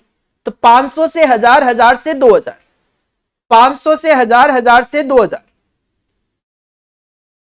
पहले लॉट में आपकी कॉस्ट आई थी 1,20,000 रुपए की 500 यूनिट के लिए। तो 1,20,000 अगर 500 यूनिट की कॉस्ट है तो 240 रुपए पर यूनिट की कॉस्ट है। 80% लर्निंग है तो 240 का 80% 192, और 192 का 80% 153.6। मल्टीप्लाई कर लोगे नंबर ऑफ यूनिट से, आपको आपकी टोटल कॉस्ट पता चल जाएगी। और क्वेश्चन जानना चाहता है compute the expected labour related cost for the year to produce 1500 unit. Sir difference देख लो, 1,20 और 3,7,200 का डिफरेंस 187,200 की आपकी 1500 यूनिट की कॉस्ट है। पर यूनिट दिखाना चाहते हो तो ये थोड़ा सा प्रिंटिंग मिस्टेक है, 187,200 डिवाइड बाय 1500 124.8 आ जाएगा, 124.8 आ जाएगा। इस तरीके से आपको ये लर्निंग कर्व का जो क्वेश्चन है इसकी वेटेज आपको मिल रही है 5 नंबर। 5 मिनट भी नहीं लगने इस क्वेश्चन को करने में, अगर आपको लर्निंग कर्व आता है तो। आप सोचोगे सर आप बोल रहे हो कि इसमें इतने ही मिनट नहीं लगने, इसमें इतने मिनट नहीं लग रहे। मैं बोल रहा हूं आपको अगर आता है तो। कुछ क्वेश्चन लेंदी होते हैं, जैसे मैंने कहा एक्टिविटी बेस्ड कॉस्टिंग 4 नंबर का बोला ऊपर, 4+4 जिसमें ट्रेडिशनल 4 का था, एक्टिविटी बेस्ड कॉस्टिंग वाला पार्ट 4 नंबर, वो 4 नंबर कम है क्योंकि एक्टिविटी बेस्ड कॉस्टिंग में कैलकुलेशन ज्यादा होती है इन कंपेरिजन विद ट्रेडिशनल। और साथ में क्वेश्चन ने लिमिटेशंस एंड प्रॉब्लम पूछा है लर्निंग कर्व से रिलेटेड, कितने वेटेज में? 3 नंबर के लिए। तो सर 3 पॉइंट होते हैं, मेंशन कर दो, पॉइंट ए, पॉइंट बी और पॉइंट सी। 3 पॉइंट है, ये 3 पॉइंट आप मेंशन कर दो 3 नंबर के लिए। थ्योरी है, एक बार आप खुद भी रीड करके देख सकते हो। इसके बाद अगर आप और आगे बढ़ते हो, क्वेश्चन नंबर 6 की तरफ जाते हो, तो सर क्वेश्चन नंबर 6 जो है, क्वेश्चन नंबर 6 जो है वो भी पूरा का पूरा प्रैक्टिकल रखा है, जिसमें पार्ट ए रखा है आपका कैश बजट में से बजट एंड बजटरी कंट्रोल, और पार्ट बी जो है वो है बजट से रिलेटेड लेकिन बजट विद वेरियांसेस है। बजट विद वेरियांसेस आपको यहां पे शो करना है। क्वेश्चन नंबर 6A जो है वो कैश बजट का क्वेश्चन है, जिसकी आपको यहां पे 8 नंबर की वेटेज मिल जा रही है। क्या क्वेश्चन है डिस्कस कर लेते हैं। सिंपल क्वेश्चन है, G company limited wishes to arrange overdraft facilities with its bankers from the period August to October 2022 when it will be manufacturing mostly for stock. Prepare a cash budget for the above period from the following data given below. अपने को अगस्त सितंबर अक्टूबर 3 महीने का cash budget बना के देना है। तो sir आप देख सकते हो यहां पे कैश बजट का जो पीरियड है वो 3 महीने का है, अगस्त सितंबर और अक्टूबर का। आपके पास मंथ का जो डेटा गिवन है वो गिवन है जून से लेकर दिसंबर तक का डेटा दे दिया है, लेकिन आपको बनाना केवल 3 ही महीने अगस्त सितंबर अक्टूबर का है। सेल्स बता दी, परचेज बता दी, wages, manufacturing expense, office expense और सेलिंग एक्सपेंस जून से लेकर दिसंबर तक। सबसे पहला पॉइंट है कैश ऑन हैंड 1 अगस्त को ओपनिंग बैलेंस 25,000 है, तो आप अगस्त में सबसे पहले ओपनिंग बैलेंस लिख लोगे 25,000। इसके बाद पॉइंट नंबर बी कहता है 50% of the credit sale are realised in the month following the sale. Following the sale का मतलब next month, and the remaining 50% in the second month following. Simple सी मैं बात करूं तो अगस्त मंथ में आपको जुलाई का 50% और जून का 50% मिलने वाला है, तो इसका मतलब 180 का 50% 90,000 और 192 का 50% 96,000, 1,86,000 आपको रिसीव होगा। सिमिलरली अगर मैं बात करूं तो सितंबर में आपको अगस्त और जुलाई का रिसीव होगा, तो 1,92,000 का 50% 96,000 और 1,08,000 का 50% 54,000, 1,50,000 आपको रिसीव होगा। सिमिलरली आपको अक्टूबर में सितंबर और अगस्त का रिसीव होगा। अगस्त का 54,000 था और सितंबर का 1,74,000 का 50% 87, तो 141 आपको रिसीव होगा। इसका वर्किंग नोट यहां पे नीचे बनाया हुआ है, वैसे आप देख सकते हो नीचे यहां पे ये वर्किंग नोट बनाया हुआ है। इसके बाद अगर आगे पढ़े क्वेश्चन को, तो क्वेश्चन ने कहा है कि creditors are paid in the month following the month of purchase. जिस महीने में आप परचेज करते हो उसके अगले महीने में आप पेमेंट करोगे। इसका मतलब अगस्त में आप जुलाई से पेमेंट शुरू करोगे, तो 144, 243 और 246 will be the purchases payment हो जाएगा आपका। ये बीच में टोटल रिसिप्ट कर दिया आपका ओपनिंग प्लस टोटल करके, जो आप अगस्त का फिलहाल कैलकुलेट कर सकते हो, सितंबर अक्टूबर का बाद में कैलकुलेट होगा। परचेज हो गया तीनों मंथ का। इसके बाद क्वेश्चन ने कहा है lag in payment of manufacturing expense जो है आधा महीना है। Lag in payment of manufacturing expense जो है ये वाला, ये हाफ मंथ है। हाफ मंथ का मतलब होता है 50% सेम मंथ में पे होगा, 50% नेक्स्ट मंथ में पे होगा। तो अगस्त में 50% इस महीने का 1,500 और 2,000 पिछले महीने का 3,500 रुपए आपको पे करना पड़ेगा। सिमिलरली सितंबर में आपको 50% इस महीने का और 50% पिछले महीने का, तो 2,250 और 1,500 3,750 पे करना पड़ेगा। और अक्टूबर में आपको 50% 5,000 का 2,500 और 2,200 4,750 पे करना पड़ेगा। इसके अलावा लास्ट पॉइंट कहता है लैग इन पेमेंट ऑफ बाकी जो एक्सपेंस है वो एक एक महीने का गैप है। इसका मतलब अगस्त में आप जुलाई का पेमेंट करोगे, तो वेजेस की मैं बात करूं 14, 11, 12 आ जाएगा, 14, 11, 12 आ जाएगा। सिमिलरली जो ऑफिस एक्सपेंस है वो 1,000, 1,500, 2,000 आ जाएगा, 1,000, 1,500, 2,000 आ जाएगा। और सेलिंग एक्सपेंस आपका 4,000, 2,000 और 5,000 आ जाएगा। सर आप अगस्त मंथ का टोटल पेमेंट कर सकते हो, रिसिप्ट में से पेमेंट माइनस करोगे, क्लोजिंग बैलेंस आएगा, नेक्स्ट मंथ का ओपनिंग बनेगा, नेक्स्ट मंथ का क्लोजिंग आएगा, नेक्स्ट मंथ का ओपनिंग बनेगा और फाइनली लास्ट मंथ का क्लोजिंग आ जाएगा। वर्किंग नोट यहाँ पे सारे बनाए हुए हैं, आप एक बार चेक कर सकते हो। बाकी रफली कैलकुलेशन मैंने आपको इजीली क्लियर करके यहाँ पे बता दिए। 8 नंबर की वेटेज है, बट इजी क्वेश्चन है, किसी तरीके का कोई ट्रिकी पॉइंट इसमें देखने को नहीं मिल रहा है यहाँ पे। इसके बाद क्वेश्चन नंबर 6 से बी की तरफ अगर मूव करें, तो जैसा कि मैंने आपको पहले भी बताया, ये फ्लेक्सिबल बजट का क्वेश्चन है विद वेरिएंसेस। क्वेश्चन नंबर 6 का part B. Question number 6B, when the financial controller of better company set the budget for the year ahead, it was expected that monthly output of cake packages would be 12,000 unit. इन्होंने एक budget बनाया कि 12,000 units का output हमारा होगा। लेकिन in March the output was increase to 14,000 per month following negotiation with a chain of corner shop. लेकिन output हमारा 14,000 पर मंथ हो गया। The following table contain the original budget जो कि 12,000 यूनिट का था एंड द एक्चुअल आउटकम जो कि 14,000 यूनिट्स का था, वो हमारे पास गिवन है। तो ओरिजिनल बजट आपके पास गिवन है, जिसके बेसिस पे आप अपना फ्लेक्सिबल बजट भी बना सकते हो 14,000 यूनिट के लिए।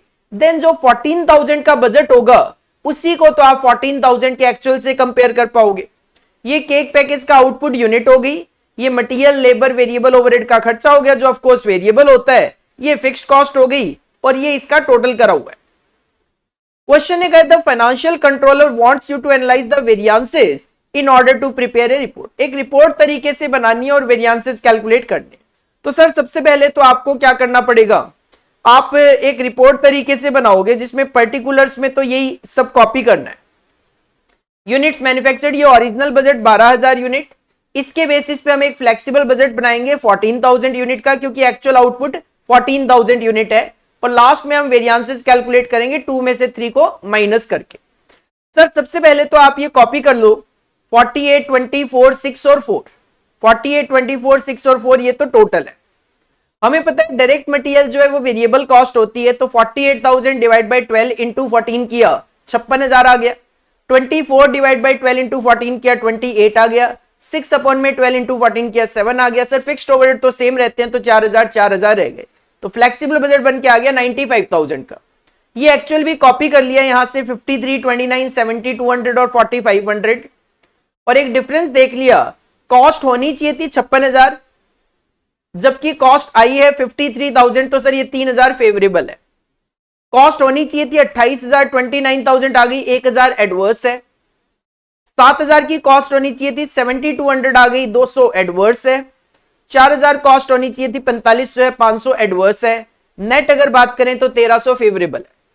साथ में इन्होंने एनालिसिस करके बताया है कि मटेरियल जो है वो 5.4% है। कैसे कैलकुलेट किया, सिंपल सी मैं बात करूं तो 3,000 रुपए एक्स्ट्रा आ गए 56,000 पे, तो 3,000 की सेविंग है 56,000 पे, तो 3,000 डिवाइड बाई 56,000 की है, तो ये 5.36 दैट इज 5.4% राउंड ऑफ में आ जाता है। और सिमिलरली यहां पे लेबर वेरिएंस की भी बात की गई है, तो लेबर वेरिएंस 1,000 का डिफरेंस है 28,000 पे, तो 1,000 डिवाइड बाई 28,000, सर ये 3.57% है, जो राउंड ऑफ में 3.6% लिखा है। और यहाँ पे थ्योरेटिकली चीजें लिखी गई है रिपोर्टिंग के पॉइंट ऑफ व्यू से, जो कि आप एक बार रीड करके देख सकते हो। तो सिंपली आपको यहाँ पे रिपोर्टिंग के पॉइंट ऑफ व्यू से ये वेरिएंस वाला कॉलम बताना और आप परसेंटेज मेंशन कर सकते हो। मेन क्वेश्चन आपसे ये चीज यहां पे जानना चाह रहा था। इसके बाद अगर आप बढ़ते हो क्वेश्चन नंबर 7 की तरफ, तो सर क्वेश्चन नंबर 7 और क्वेश्चन नंबर 8 जो बचे हैं वो दोनों के दोनों 100% प्रैक्टिकल पोर्शन है। पूरे के पूरे प्रैक्टिकल क्वेश्चंस आपको यहां पे देखने को मिल रहे हैं। इसके बाद जो नेक्स्ट क्वेश्चन है हमारा question number 7A। Question number 7A of course जैसा कि मैंने कहा स्टैंडर्ड कॉस्टिंग में से है। 7A और 7B दोनों ही स्टैंडर्ड कॉस्टिंग के क्वेश्चन है 15 नंबर की वेटेज के लिए, जिसमें 7A आपको 7 मार्क्स की वेटेज के साथ फिक्स्ड ओवरहेड वेरिएंसेस का क्वेश्चन देखने को मिलता है। और ये सेम क्वेश्चन हम अपनी क्लासेस में करते हैं। AB limited has furnished the following information, same data वगैरह सब सेम है। आपके पास एक बजट गिवन है और आपके पास एक एक्चुअल गिवन है मार्च 2023 का। बजट ये था कि आप 25 डेज काम करोगे, बट एक्चुअल में आपने 27 डेज की वर्किंग की। बजट था कि आप 20,000 यूनिट बनाओगे, लेकिन एक्चुअल में आपने 22,000 यूनिट्स बनाई। फिक्स्ड ओवरहेड बजट था 30,000 रुपए का खर्च होगा, बट एक्चुअल में 31,000 रुपए का खर्च हुआ। अब आप कह रहे हो कि बजटेड फिक्स्ड ओवरहेड का जो रेट है वो 1 रुपए पर आवर। तो सर सिंपल सी बात यह है कि अगर बजटेड फिक्स्ड ओवरहेड का रेट है 1 रुपए पर आवर और आप 30,000 रुपए का खर्चा सोच के बैठे हो, इसका मतलब आपके बजटेड आवर्स जो होंगे, आपके जो बजटेड आवर्स जो होंगे वो भी 30,000 होंगे। आपके जो बजटेड आवर्स होंगे वो भी 30,000 होंगे, क्योंकि 30,000 रुपए का खर्चा अगर आप बोलते हो और 1 रुपए पर आवर बोलते हो तो 30,000 घंटे होंगे, तभी तो 1 रुपए पर आवर के हिसाब से 30,000 रुपए का खर्च बनेगा। मार्च 2023 में एक्चुअल में काम किया 31,500, तो बजटेड आवर्स और एक्चुअल आवर्स भी अपने को पता चल गए। अगर मैं आपको स्टैंडर्ड आवर्स भी कैलकुलेट करवा दूं तो सिंपल सी बात यह है सर, 30,000 घंटे अगर लगने थे 20,000 यूनिट को बनाने के लिए, 30,000 अगर घंटे लगने 20,000 यूनिट को बनाने के लिए, एक्चुअल में आपने 22,000 यूनिट बनाई तो 33,000 आवर्स लग जाने चाहिए। तो अगर मैं आपको अब्जॉर्ब्ड ओवरहेड भी कैलकुलेट करवा दूं तो सर 33,000 आवर्स लगने चाहिए थे। ₹1 के हिसाब से 33,000 रुपीज का खर्चा आप अब्जॉर्ब कर पाओगे। तो हमारे पास ऑलमोस्ट अब सारा डेटा अवेलेबल है। हमें fixed overhead efficiency variance calculate करना है, जिसका फॉर्मूला होता है स्टैंडर्ड आवर्स 33,000 माइनस में actual hours 31,500 multiply by overhead rate per hour ₹1 का, तो एफिशिएंसी वेरिएंस आ जाएगा आपका 1500 फेवरेबल। एफिशिएंसी वेरिएंस आ जाएगा आपका 1500 फेवरेबल। इसके बाद कैपेसिटी वेरिएंस की बात करें तो कैपेसिटी वेरिएंस के लिए तो आपको फर्दर और कैलकुलेशन करनी पड़ती है। एक्चुअल आवर्स में से माइनस करना पड़ता है आपको budgeted hours for actual days. आपको निकालने होते हैं budgeted hours for actual days. तो आप कह सकते हो अगर सर 30,000 घंटे काम करने का बजट था 25 दिन में, और अगर आपने 27 दिन एक्चुअल में काम किया तो 30,000 डिवाइड बाई 25 इंटू 27 32,400 घंटे आ जाएंगे। तो एक्चुअल आवर्स थे आपके 31,500, तो 31,500 minus budgeted hours for actual days 32,400 multiply by वही ₹1 का रेट, तो सर ये ₹900 एडवर्स आ जाएगा। ये ₹900 आपका एडवर्स कैलकुलेट होके आ जाएगा। इसके बाद अगर आप जाओगे कैलेंडर वेरिएंस पे, तो कैलेंडर वेरिएंस का फॉर्मूला होता है actual days 27 minus budgeted days 25 multiply by budgeted rate per day होता है। पर डे निकालना है तो सर 30,000 है 25 दिनों के लिए, तो 30,000 डिवाइड बाई 25 ₹1,200, तो मल्टीप्लाई बाई 1200 ₹2,400 फेवरेबल आपका कैलेंडर वेरिएंस आ जाएगा। ₹2,400 फेवरेबल आपका कैलेंडर वेरिएंस आ जाएगा। इसके बाद अगर आप मूव करोगे वॉल्यूम वेरिएंस पे, तो सर वॉल्यूम वेरिएंस का तो सीधा सीधा आप फॉर्मूला अप्लाई कर सकते हो, absorbed overhead minus budgeted overhead. Absorbed 33,000, budgeted overhead 30,000, तो सर ₹3,000 आपका 33,000 माइनस 3,000 फेवरेबल आ जाएगा आपका 3,000 फेवरेबल। और लास्ट रिक्वायरमेंट आपकी क्वेश्चन में expenditure variance, budget minus actual होता है सर। बजट था आपका 30,000 और एक्चुअल था 31,000, ₹1,000 आएगा आपका एडवर्स, ₹1,000 एडवर्स आएगा आपका। तो काफी ज्यादा सिंपल सा ये क्वेश्चन है जो हम ऑलरेडी अपनी क्लासेस में भी करते हैं, इस वजह से मेरे को एज इट इज आंसर भी इसके याद हो रखे। तो 7 नंबर के लिए अच्छा क्वेश्चन है। इसके बाद अगर नेक्स्ट पॉइंट पे जाते हैं, पॉइंट नंबर B7 का, तो ये भी सर स्टैंडर्ड कॉस्टिंग का ही क्वेश्चन है। ये 8 नंबर के लिए अच्छा क्वेश्चन है। SK limited makes and sells a single product, product का नाम है J, for which the standard cost per unit is as follows. इसका आपको स्टैंडर्ड कॉस्ट पर यूनिट बता दिए। डायरेक्ट मटेरियल 4 kg मटेरियल लगेगा, ये स्टैंडर्ड है, एट द रेट ऑफ 1248 की कॉस्ट आएगी। डायरेक्ट लेबर 5 घंटे लगेंगे, 7 के अकॉर्डिंगली 35 की कॉस्ट आएगी। वेरिएबल प्रोडक्शन ओवरहेड 5 घंटे ₹2 के हिसाब से ₹10, और फिक्स्ड प्रोडक्शन ओवरहेड 5 घंटे ₹10 के हिसाब से ₹50। इस तरीके से इन्होंने अपनी standard cost per unit calculate करके दे दी। अब कहते हैं variable production overhead very with the hours worked, वो तो दिख ही रहा है कि घंटों पे डिपेंड कर रहा है। Overhead is absorbed into production on the basis of standard hours, वो भी दिख रहा है कि ओवरहेड जो आप अब्सॉर्ब कर रहे हो वो भी स्टैंडर्ड आवर्स के बेसिस पे कर रहे हो। And the normal volume of production for the period just ended was, units term में देखोगे तो 20,000 यूनिट्स, और अगर आवर्स टर्म में देखोगे तो 1,00,000 घंटे। तो सर सिंपल सी बात है, 1,00,000 घंटों को अगर मैं रेट से मल्टीप्लाई करूंगा ₹10 से, तो 1,00,000 इंटू 10 लाख रुपए, या फिर आप 20,000 यूनिट को ₹50 से मल्टीप्लाई करोगे तो 10 लाख रुपए। इसका मतलब फिक्स्ड ओवरहेड जो है वो आपका बजटेड फिक्स्ड ओवरहेड जो है वो 10 लाख रुपए गए। बजटेड फिक्स्ड ओवरहेड आपका 10 लाख रुपए गए। अब कहते हैं for the period under consideration actual result ये रहे, प्रोडक्शन ऑफ जे आपने किया 18,000 यूनिट्स का प्रोडक्शन किया, डायरेक्ट मटेरियल यूज किया 76,000 kg, जिसकी कॉस्ट है 8,36,000, तो 8,36,000 डिवाइडेड बाई 76,000 कर लूं तो यहां पे आपको रेट भी पता चल गया 11 रुपए का। सिमिलरली डायरेक्ट लेबर की जो कॉस्ट है 84,000 आवर के लिए 6,04,800 है, 6,04,800 है 84,000 आवर के लिए। तो सर रेट आपको ये भी पता चल गया 7.2 per hour. Variable production overhead इनकर है 1,72,000। सर घंटे तो इसके भी सेम होते हैं, तो डिवाइडेड बाई 84,000 करूं तो सर इसका रेट राउंड ऑफ में नहीं आ रहा, ये अप्रॉक्स 2.047619 समथिंग कुछ ऐसा आ रहा है। और फिक्स प्रोडक्शन ओवरहेड का खर्चा हुआ है 10,30,000 का। You are required to analyse and show by element of cost standard cost for the output for the period. Output for the period कितना है 18,000। तो क्वेश्चन इस 18,000 यूनिट के लिए स्टैंडर्ड कॉस्ट जानना चाह रहा है सबसे पहले। तो सर ठीक है, कोई दिक्कत नहीं है, 18,000 यूनिट के लिए आप अगर स्टैंडर्ड कॉस्ट जानना चाह रहे हो तो 18,000 इंटू 48, 8,64,000, 18,000 इंटू 35, 6,30,000, 18,000 मल्टीप्लाई बाई 10, 1,80,000 और 18,000 इंटू 50, 9 लाख रुपीज। सर ये स्टैंडर्ड कॉस्ट आ गई जो आपने ड्यूरिंग द पीरियड बनाया उसकी। पहली रिक्वायरमेंट तो यही है क्वेश्चन की। इसके बाद क्वेश्चन जानना चाह रहा है सेकंड पॉइंट में, ये तो 2 नंबर की वेटेज थी। 6 नंबर के लिए क्वेश्चन चाहता है टू स्क्रूटिनाइज, चेक करो, स्क्रूटिनाइज मतलब जांच करो, एंड लिस्ट रेलिवेंट वेरियांसेस। और जो रेलिवेंट वेरियांसेस है मतलब जो भी वेरियांसेस कैलकुलेट हो सकते हैं, material, labour, variable overhead, fixed overhead, वो एनालाइज करो in a way which reconcile standard cost with actual cost, ताकि हम स्टैंडर्ड कॉस्ट को एक्चुअल कॉस्ट के साथ रिकंसाइल कर सके।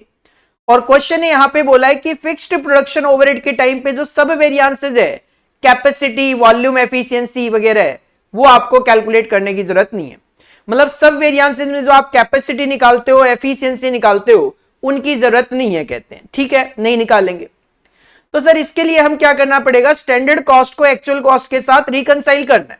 तो सबसे पहले हम यहां पे क्या करेंगे, एक कॉलम बना लेंगे स्टैंडर्ड कॉस्ट का, उसमें वेरियांस एडजस्ट करेंगे तो हम अपनी एक्चुअल कॉस्ट तक पहुंचते रहेंगे। सीक्वेंशियली अगर चले तो सबसे पहले डायरेक्ट मटेरियल की जो कॉस्ट आपने कैलकुलेट की है स्टैंडर्ड कॉस्ट 8,64,000 आप कॉपी कर सकते हो। अब मटेरियल के जो मेन 2 वेरियांसेस होते हैं वो होते हैं प्राइस और यूसेज। तो सबसे पहले हम मटेरियल का प्राइस वेरियांस कैलकुलेट कर लेते हैं। सर मटेरियल प्राइस वेरियांस का फॉर्मूला होता है स्टैंडर्ड प्राइस 12 रुपए माइनस एक्चुअल प्राइस 11 रुपए multiply by actual quantity consumed 76,000। तो ये 76,000 फेवरेबल ही आ जाएगा। अप्लाई कर लो, फॉर्मूला सिंपल सी बात है, नीचे भी कैलकुलेशन करके आपको दी हुई है यहां पे। इसके बाद अगर मैं बात करूं मटेरियल के यूसेज वेरियांस की, तो फॉर्मूला होता है standard quantity. Sir standard quantity की अगर बात करें तो 4 केजी रॉ मटेरियल अगर लगना था 1 यूनिट को बनाने में, तो 18,000 यूनिट को बनाने के लिए 72,000 केजी रॉ मटेरियल लगना चाहिए, 4 इंटू 18,000। लेकिन एक्चुअल में कितना यूज किया, 76,000। फॉर्मूला होता है standard quantity 72,000 minus actual quantity 76,000 multiply by standard price 12 रुपए का आपके पास स्टैंडर्ड प्राइस है, तो ये 48,000 एडवर्स आ जाएगा, 48,000 एडवर्स आ जाएगा। तो 8,64,000 आप कॉस्ट सोच के बैठे थे, फेवरेबल होगा तो आपकी कॉस्ट कम होगी, तो फेवरेबल माइनस कर दो 76,000 कॉस्ट में से, और एडवर्स की वजह से आपकी कॉस्टिंग बढ़ेगी तो वो आप ऐड कर लो। तो अकॉर्डिंगली आप 8,36,000 की आपकी एक्चुअल कॉस्ट आएगी। इसी तरीके से आपको लेबर, वेरिएबल ओवरहेड और फिक्स्ड ओवरहेड भी दिखाने हैं। इसके बाद अगर आप डायरेक्ट लेबर पे मूव करोगे तो सर लेबर की स्टैंडर्ड कॉस्ट है 6,30,000। लेबर के जो मेन वेरिएंस होते हैं वो होते हैं रेट और एफिशिएंसी। तो सर रेट का फॉर्मूला होता है standard rate that is 7 rupee minus actual rate 7.2 multiply by actual hours 84,000। तो ये आ जाएगा 16,800 एडवर्स, 16,800 एडवर्स। एफिशिएंसी वेरिएंस की बात करें तो सर 5 घंटे अगर 1 यूनिट के लिए लगने थे तो 18,000 के लिए 90,000 घंटे लगने चाहिए। तो standard hours 90,000, actual hours minus कर दो 84,000 मल्टीप्लाई बाय स्टैंडर्ड रेट है आपका 7 रुपीज का, तो सर ये आ जाएगा 42,000 फेवरेबल। फेवरेबल। तो 6,30,000 में जो एडवर्स है, एडवर्स की वजह से आपकी कॉस्ट बढ़ेगी तो प्लस कर लो 16,800, और फेवरेबल की वजह से कॉस्ट कम होगी तो माइनस कर दो 42,000। ये आ जाएगा 6,04,800 actual cost. Similarly variable overhead show करेंगे। वेरिएबल प्रोडक्शन ओवरहेड जो बजट था, स्टैंडर्ड था, वो था 1,80,000 का। वेरिएबल प्रोडक्शन ओवरहेड स्टैंडर्ड था 1,80,000 का, और इसमें जो दो मेन वेरिएंसेस होते हैं वो होते हैं एक्सपेंडिचर और efficiency variance. Sir expenditure variance का फॉर्मूला होता है standard rate minus actual rate. Standard rate आपका 2 रुपए, एक्चुअल रेट आपका 2.047619 मल्टीप्लाई बाई एक्चुअल आवर्स 84,000। तो सर ये आ जाएगा आपका 4,000 रुपए एडवर्स, 4,000 रुपए एडवर्स। और एफिशिएंसी वेरिएंस का फॉर्मूला होता है स्टैंडर्ड आवर्स, जो हमने अभी कैलकुलेट किए 5 घंटे एक के लिए तो 18,000 के लिए 90,000, माइनस एक्चुअल आवर्स 84,000 चलेंगे, मल्टीप्लाई बाय स्टैंडर्ड रेट आपका चलेगा 2 रुपए का, तो 12,000 रुपए फेवरेबल आ जाएगा, 12,000 फेवरेबल आ जाएगा। स्टैंडर्ड कॉस्ट 180 थी सर, एडवर्स की वजह से हमारी कॉस्ट बढ़ेगी तो प्लस 4,000, और फेवरेबल की वजह से कॉस्ट कम होगी तो माइनस 12,000। ये नेट आ जाएगा 1,72,000। फाइनली फिक्स्ड प्रोडक्शन ओवरहेड की बात करें तो sir absorbed fixed production overhead 9 lakh रुपए था आपका, 9 लाख रुपए था आपका। और इसके मेन जो दो पार्ट होते हैं वो होते हैं एक्सपेंडिचर और वॉल्यूम। एक्सपेंडिचर वेरिएंस का फॉर्मूला होता है budgeted overhead minus actual overhead. Sir budgeted overhead आपके 10 लाख रुपए मैंने कैलकुलेट किए थे, 20,000 इंटू 50, और एक्चुअल ओवरहेड की मैं बात करूं तो 10,30,000 है, तो 10 लाख माइनस 10,30,000, 30,000 एडवर्स आ जाएगा, 30,000 एडवर्स आ जाएगा। और वॉल्यूम वेरिएंस होता है आपका अब्सॉर्ब्ड ओवरहेड माइनस में, अब्सॉर्ब्ड ओवरहेड माइनस में बजटेड ओवरहेड। बजटेड ओवरहेड तो 10 लाख है ही, अब्सॉर्ब्ड ओवरहेड की बात करें तो घंटे थे आपके 84,000 और रेट चल रहा था आपका 10 रुपए का, क्योंकि 84,000 नहीं, अब्सॉर्ब रेट स्टैंडर्ड आवर्स हमने निकाले थे ना 90,000 थे। अब इवन हमने अब्सॉर्ब्ड ओवरहेड निकाले हुए भी है यहां पे 9 लाख रुपए के ऊपर, आंसर वाली स्लाइड में निकाले होंगे, ये 9 लाख रुपए। तो सर सिंपल 9 लाख और 10 लाख का डिफरेंस 1 लाख रुपए, 1 लाख रुपए आपका एडवर्स वॉल्यूम वेरिएंस आ जाएगा। 9 लाख रुपए था जिसमें 30,000 जो है वो भी एडवर्स है, 1 लाख भी एडवर्स है। एडवर्स होने का मतलब आपकी कॉस्ट बढ़ेगी, तो 10,30,000 आपकी एक्चुअल में कॉस्ट आ गई। तो आप देख सकते हो आपने जब स्टैंडर्ड कॉस्ट के अंदर ये वेरिएंसेस एडजस्ट किए तो जो आपकी एक्चुअल कॉस्ट थी वो आपकी कैलकुलेट होके आ रही थी। अकॉर्डिंगली इसी को तो रिकॉन्सिलिएशन बोलते हैं, इसी को तो रिकॉन्सिलिएशन बोलते हैं। तो 25,74,000 आपकी टोटल स्टैंडर्ड कॉस्ट थी, जिसमें 68,800 टोटल एडवर्स वेरिएंस आया, जिसकी वजह से आपकी एक्चुअल कॉस्ट 26,42,800 आ रही है। ये आपके वर्किंग नोट है जिसमें आपको फॉर्मूलाज अप्लाई करके अपने आंसर वेरिएंसेस निकालने होते हैं। तो इस तरीके से ये 8 नंबर का वेरिएंसेस रिकॉन्सिलिएशन का क्वेश्चन है, जिसमें आपको स्टैंडर्ड कॉस्ट को एक्चुअल कॉस्ट के साथ मैच करना पड़ रहा है। और लास्ट जो क्वेश्चन है क्वेश्चन नंबर 8, इसके भी दो पार्ट दिए आपको, पार्ट ए और पार्ट बी, और ये दोनों ही पार्ट आपके लास्ट टॉपिक डिसीजन थ्योरी से रिलेट करते हैं। एक एक करके देख लेते हैं। सबसे पहले पार्ट 8 का ए पार्ट, जिसकी वेटेज 7 मार्क्स की दी गई है और डिसीजन ट्री से रिलेटेड ये क्वेश्चन है। कहते हैं farmer Vishal can plant either corn या सोयाबीन, या तो कॉर्न प्लांट कर सकते हैं मतलब ग्रो करेंगे, या सोयाबीन ग्रो करेंगे। The probabilities that the next harvest prices will go up, stay the same और गो डाउन। अगले साल जो प्राइसेज है वो बढ़ भी सकते हैं, सेम भी रह सकते हैं, कम भी हो सकते हैं। बढ़ेंगे इसकी प्रोबेबिलिटी 0.25 है, सेम रहेंगे इसकी प्रोबेबिलिटी 0.30 है, और कम हो जाएंगे इसकी प्रोबेबिलिटी 0.45 है रेस्पेक्टिवली। अगर प्राइसेस अप जाते हैं तो कॉर्न की जो क्रॉप है उससे आप 30,000 रुपए जनरेट कर लोगे, जबकि सोयाबीन से 10,000 रुपए जनरेट कर सकते हो। अगर प्राइसेस अनचेंज रहते हैं, सेम रहते हैं, तो मैकॉय, मतलब मैकॉय नहीं है ये, फार्मर विशाल हो जाएगा, नाम चेंज करना भूल गए हैं ये, विल ब्रेक इवन, तो फिर उस सिचुएशन में हम ब्रेक इवन अचीव कर लेंगे, मतलब नो प्रॉफिट नो लॉस। लेकिन अगर प्राइसेस डाउन जाते हैं तो कॉर्न और सोयाबीन क्रॉप से आप लॉसेस जनरेट करोगे, कॉर्न से 35,000 और सोयाबीन से 5,000। तो सिंपल सी बात यह है सर, 3 सिचुएशन है और तीनों सिचुएशन में कॉर्न और सोयाबीन का अलग अलग प्रॉफिट और लॉस है। हमें क्या करना है, represent McCoy's problem as a decision tree. Sir McCoy कुछ नहीं है, इसका नाम चेंज किया है, क्वेश्चन में इन्होंने विशाल किया है, तो या तो हर जगह विशाल रखो या हर जगह मैकॉय कर लो, एक ही बात है। और उसके बाद सजेस्ट करना है विशाल को कौन सा प्लांट ग्रो करना चाहिए, सर वो एक्सपेक्टेड वैल्यू के बेसिस पे बाद में। तो सबसे पहले तो आप डिसीजन ट्री बनाओगे कि सर डिसीजन पॉइंट हमारा ये है कि हम कॉर्न बनाएं या कॉर्न ग्रो करें या सोयाबीन ग्रो करें।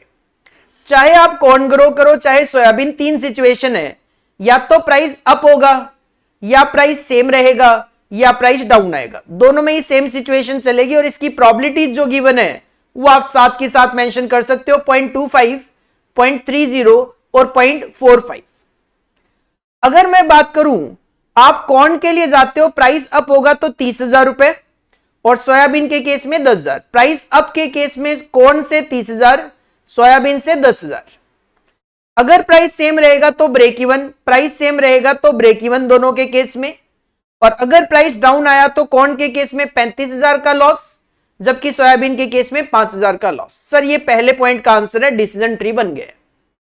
अगर आपको सजेशन देना है तो एक्सपेक्टेड वैल्यू निकाल लो, 30,000 into 0.25, 0 into 0.3 minus 35,000 into 0.45, expected value will be 8,250, वो भी नेगेटिव में। अगर आप सोयाबीन के लिए जाओगे तो 10,000 इंटू 0.25, 0 इंटू 0.30 और minus 5,000 into 0.45, sir expected value आएगी 250 रुपए पॉजिटिव। तो सिंपल सी बात है, 250 रुपए पॉजिटिव और 8,250 नेगेटिव में बढ़िया आपके लिए क्या है, 250 रुपए पॉजिटिव। तो सर हम सोयाबीन को सिलेक्ट करते हुए चलेंगे। तो ये एक इजी क्वेश्चन 7 नंबर की वेटेज में आपको डिसीजन ट्री एक्सपेक्टेड वैल्यू के बेसिस पे डिसीजन आपको देना है, दैट इज द आंसर। इसके बाद अगर मैं पॉइंट नंबर बी पे आता हूं, क्वेश्चन नंबर 8 के, तो सर ये डिसीजन मेकिंग अंडर अनसर्टेनिटी का क्वेश्चन है। कहते हैं for the upcoming planting season farmer Vishal can plant corn, जिसको ऑल्टरनेटिव 1 बोला है, या फिर व्हीट जिसको ऑल्टरनेटिव 2 बोला है, सोयाबीन ऑल्टरनेटिव 3, या फिर use the land for grazing alternative 4। तो मिस्टर विशाल के पास 4 ऑप्शन है, 4 ऑल्टरनेटिव है, A1, A2, A3, A4। The payoff associated with the different actions are influenced by the amount of rain. अब rain पे depend करेगा कि वो क्या प्रॉफिट जनरेट कर लेंगे। अगर हेवी रेनफॉल हुआ, जिसको हम स्टेट ऑफ नेचर 1 बोल रहे हैं, मॉडरेट रेनफॉल हो सकता है जिसको हम सेकंड सिचुएशन बोल रहे हैं, लाइट रेनफॉल को हम S3 बोल रहे हैं, और ड्रॉट सूखा पड़ जाएगा इसको हम S4 बोल रहे हैं। तो ये आपको पे ऑफ मैट्रिक्स है इन थाउजेंड ऑफ रुपीज, कि आपको अगर A1 S1 रहा तो लॉस होगा, A2 S1 के केस में प्रॉफिट है, तो ये प्रॉफिट और लॉस आपके पास गिवन है, जिसको हमें मैक्सिमम करना टारगेट है एक तरीके से प्रॉफिट को। क्वेश्चन आता है develop a course of action for farmer Vishal based on each of the 4 decision criteria under uncertainty. अगर आपने डिसीजन मेकिंग अंडर अनसर्टेनिटी का टॉपिक पढ़ा है तो वहां पे 4 मेथड होते हैं, 4 तरीके होते हैं, maximin criteria, Laplace criteria, Savage criteria और हर्विक्स क्राइटेरिया। तो इस चारों के अकॉर्डिंगली क्वेश्चन आपसे डिसीजन मांग रहा है। तो सर चारों के अकॉर्डिंगली डिसीजन मांग रहा है, तो सबसे पहले आपको यहां पे क्या करना है, प्रॉफिट को मैक्सिमम करना है। तो मैक्सिमिन की बजाय ये मिनीमैक्स क्राइटेरिया अप्लाई होता है। अगर आपको मैक्सिमम करना होता है तो मिनीमैक्स अप्लाई होता है, कम से कम करना होता है तो मैक्सिमिन अप्लाई होता है। तो आप सबसे पहले तो इसी को कॉपी करोगे, मैट्रिक्स को कॉपी करके मिनीमैक्स में हम क्या करते हैं, सबसे पहले हम यहां पे जो भी रो का मिनिमम है वो पिक कर लेते हैं, -20, इसमें 0, इसमें -50 और इसके अंदर 10, और इसमें से जो भी मैक्सिमम होगा वो हम उठा लेते हैं, तो ये 10 आ जाएगा। That is the application of maximin criteria, maximin criteria. तो सर ये 10 कहां पे है, ये ऑल्टरनेटिव 4 में है, ऑल्टरनेटिव 4 में है तो आपको ऑल्टरनेटिव 4 यहां पे अडॉप्ट करना चाहिए, सिंपल सी बात ये है। ठीक है, मैक्सिमम क्राइटेरिया हमने यूज किया, मिनिमम उठाया, उसमें से मैक्सिमम पिक कर लिया। इसके बाद जो सेकंड कैटेगरी आती है आपकी लैपलेस। सर लैपलेस में हम प्रोबेबिलिटी जो है 4 ऑल्टरनेटिव है, चारों की सेम अज्यूम करते हैं। सेम अज्यूम करने का मतलब हर एक रो का एवरेज निकालते हैं। -20 + 60 + 30 -5 डिवाइड बाई 4। सिंपल कहूं तो इन सबका एवरेज निकालना है, जिसमें पहले का 16.25, सेकंड का 31.75, थर्ड का 21.25, चौथे का 13। सर प्रॉफिट है, मैक्सिमम करना है तो मैक्सिमम 31.25 है, 31.25 है, 31.75 है। एक बार चेक कर लू, 40 + 50 + 35 + 0 डिवाइडेड बाई 4, 31.25 आएगा सर। और ये सारी फिगर 1000 में थी तो 1000 में कन्वर्ट करके 31,250 मैक्सिमम प्रॉफिट है, तो ऑल्टरनेटिव 2 आप अडॉप्ट करोगे। तीसरा जो क्राइटेरिया है सेवेज क्राइटेरिया, इसमें रिग्रेट अप्लाई करते हैं। तो सर सबसे पहले तो आप अपने क्वेश्चन वाली मैट्रिक्स को कॉपी पेस्ट कर लोगे। अब आपको क्या करना है, अब आपको सबसे पहले हर एक कॉलम में मैक्सिमम फिगर पिक करनी होती है, जो कि आपको S1 में 40 मिल जाएगी, S2 में 100 मिल जाएगी, S3 में 45 मिल जाएगी, S4 में 10 मिल जाएगी। और हर एक एलिमेंट से कॉलम वाइज हर एक एलिमेंट से ये मैक्सिमम आपको माइनस करना है। लाइक -20 -40 -60, 40 में से 40 माइनस करोगे 0, -50 में से 40 माइनस करोगे -90, 12 में से 40 माइनस करोगे 38। सिमिलरली 60 में से 100 माइनस करोगे -40, 50 में से 100 माइनस करोगे -50। इस तरीके से कॉलम वाइज जो हाईएस्ट आपने लिया है वो माइनस कर दो, आपको ये नई मैट्रिक्स मिल जाएगी। अब इसके अंदर आपको मैक्सिमम अप्लाई करना है। अब आप क्या करो, हर एक रो में जो मिनिमम वैल्यू है वो पिक कर लो। लाइक -15, 0, इसमें भी 0 और इसमें भी 0, और इसमें से मैक्सिमम पिक कर लो। सर मैक्सिमम जो है वो 0 है, तो आप यहां पे ऑल्टरनेटिव 2, 3 या 4 में से कोई भी एक ऑल्टरनेटिव वो, अच्छा इसमें से मिनिमम अप्लाई करना है आपको। तो मिनिमम अप्लाई करना है तो 15 आपका लॉस है, तो ये आप यहां पे अडॉप्ट करते हुए चलोगे। ये मिनिमाइजेशन, ये मैक्सिमाइजेशन प्रॉब्लम है। आपको आपके प्रॉफिट को मैक्सिमाइज करना है। मैक्सिमाइज करना है तो मेरे हिसाब से यहां पे जो आंसर होना चाहिए वो A2, A3 या A4 होना चाहिए, क्योंकि -15 जो है वो मैक्सिमम नहीं है। -15 जो है वो मैक्सिमम नहीं है, this is the minimum figure, this is the minimum figure. लेकिन ठीक है, क्योंकि ये रिग्रेट निकालने हैं ना आपने, तो रिग्रेट को मिनिमम किया जाता है। रिग्रेट को मिनिमम किया जाता है कि रिग्रेट का मतलब है जो नुकसान हो वो कम से कम हो। तो सर कम से कम जो नुकसान है, तो ये वाला ऑप्शन आप अडॉप्ट कर लो, तो आपका रिग्रेट जो है वो कम से कम होगा। अकॉर्डिंगली आपको प्रॉफिट जो है वो ज्यादा से ज्यादा देखने को मिलेंगे। मैक्सिमाइजेशन मतलब प्रॉफिट ज्यादा से ज्यादा करना है, तो रिग्रेट कम होगा तो प्रॉफिट आपको मैक्सिमम टू मैक्सिमम देखने को मिलेगा, क्योंकि this is the minimum figure. 0 और 15 में, -15 में आप बात करोगे तो -15 इज द मिनिमम, तो मिनिमम रिग्रेट करेंगे तो प्रॉफिट मैक्सिमम आएगा। इसके बाद जो हर्विक्स क्राइटेरिया है उसमें तो अल्फा चलता है। सर आप ऑल्टरनेटिव कॉपी करो और रो वाइज मिनिमम पिक करो और रो वाइज मैक्सिमम पिक करो। रो वाइज मिनिमम पिक करोगे तो सर रो वाइज मिनिमम में 20 माइनस का, इसके अंदर मिनिमम 0, ठीक है, इसके अंदर -50 और इसके अंदर 10। सिमिलरली आपको रो का मैक्सिमम भी पिक करना होता है।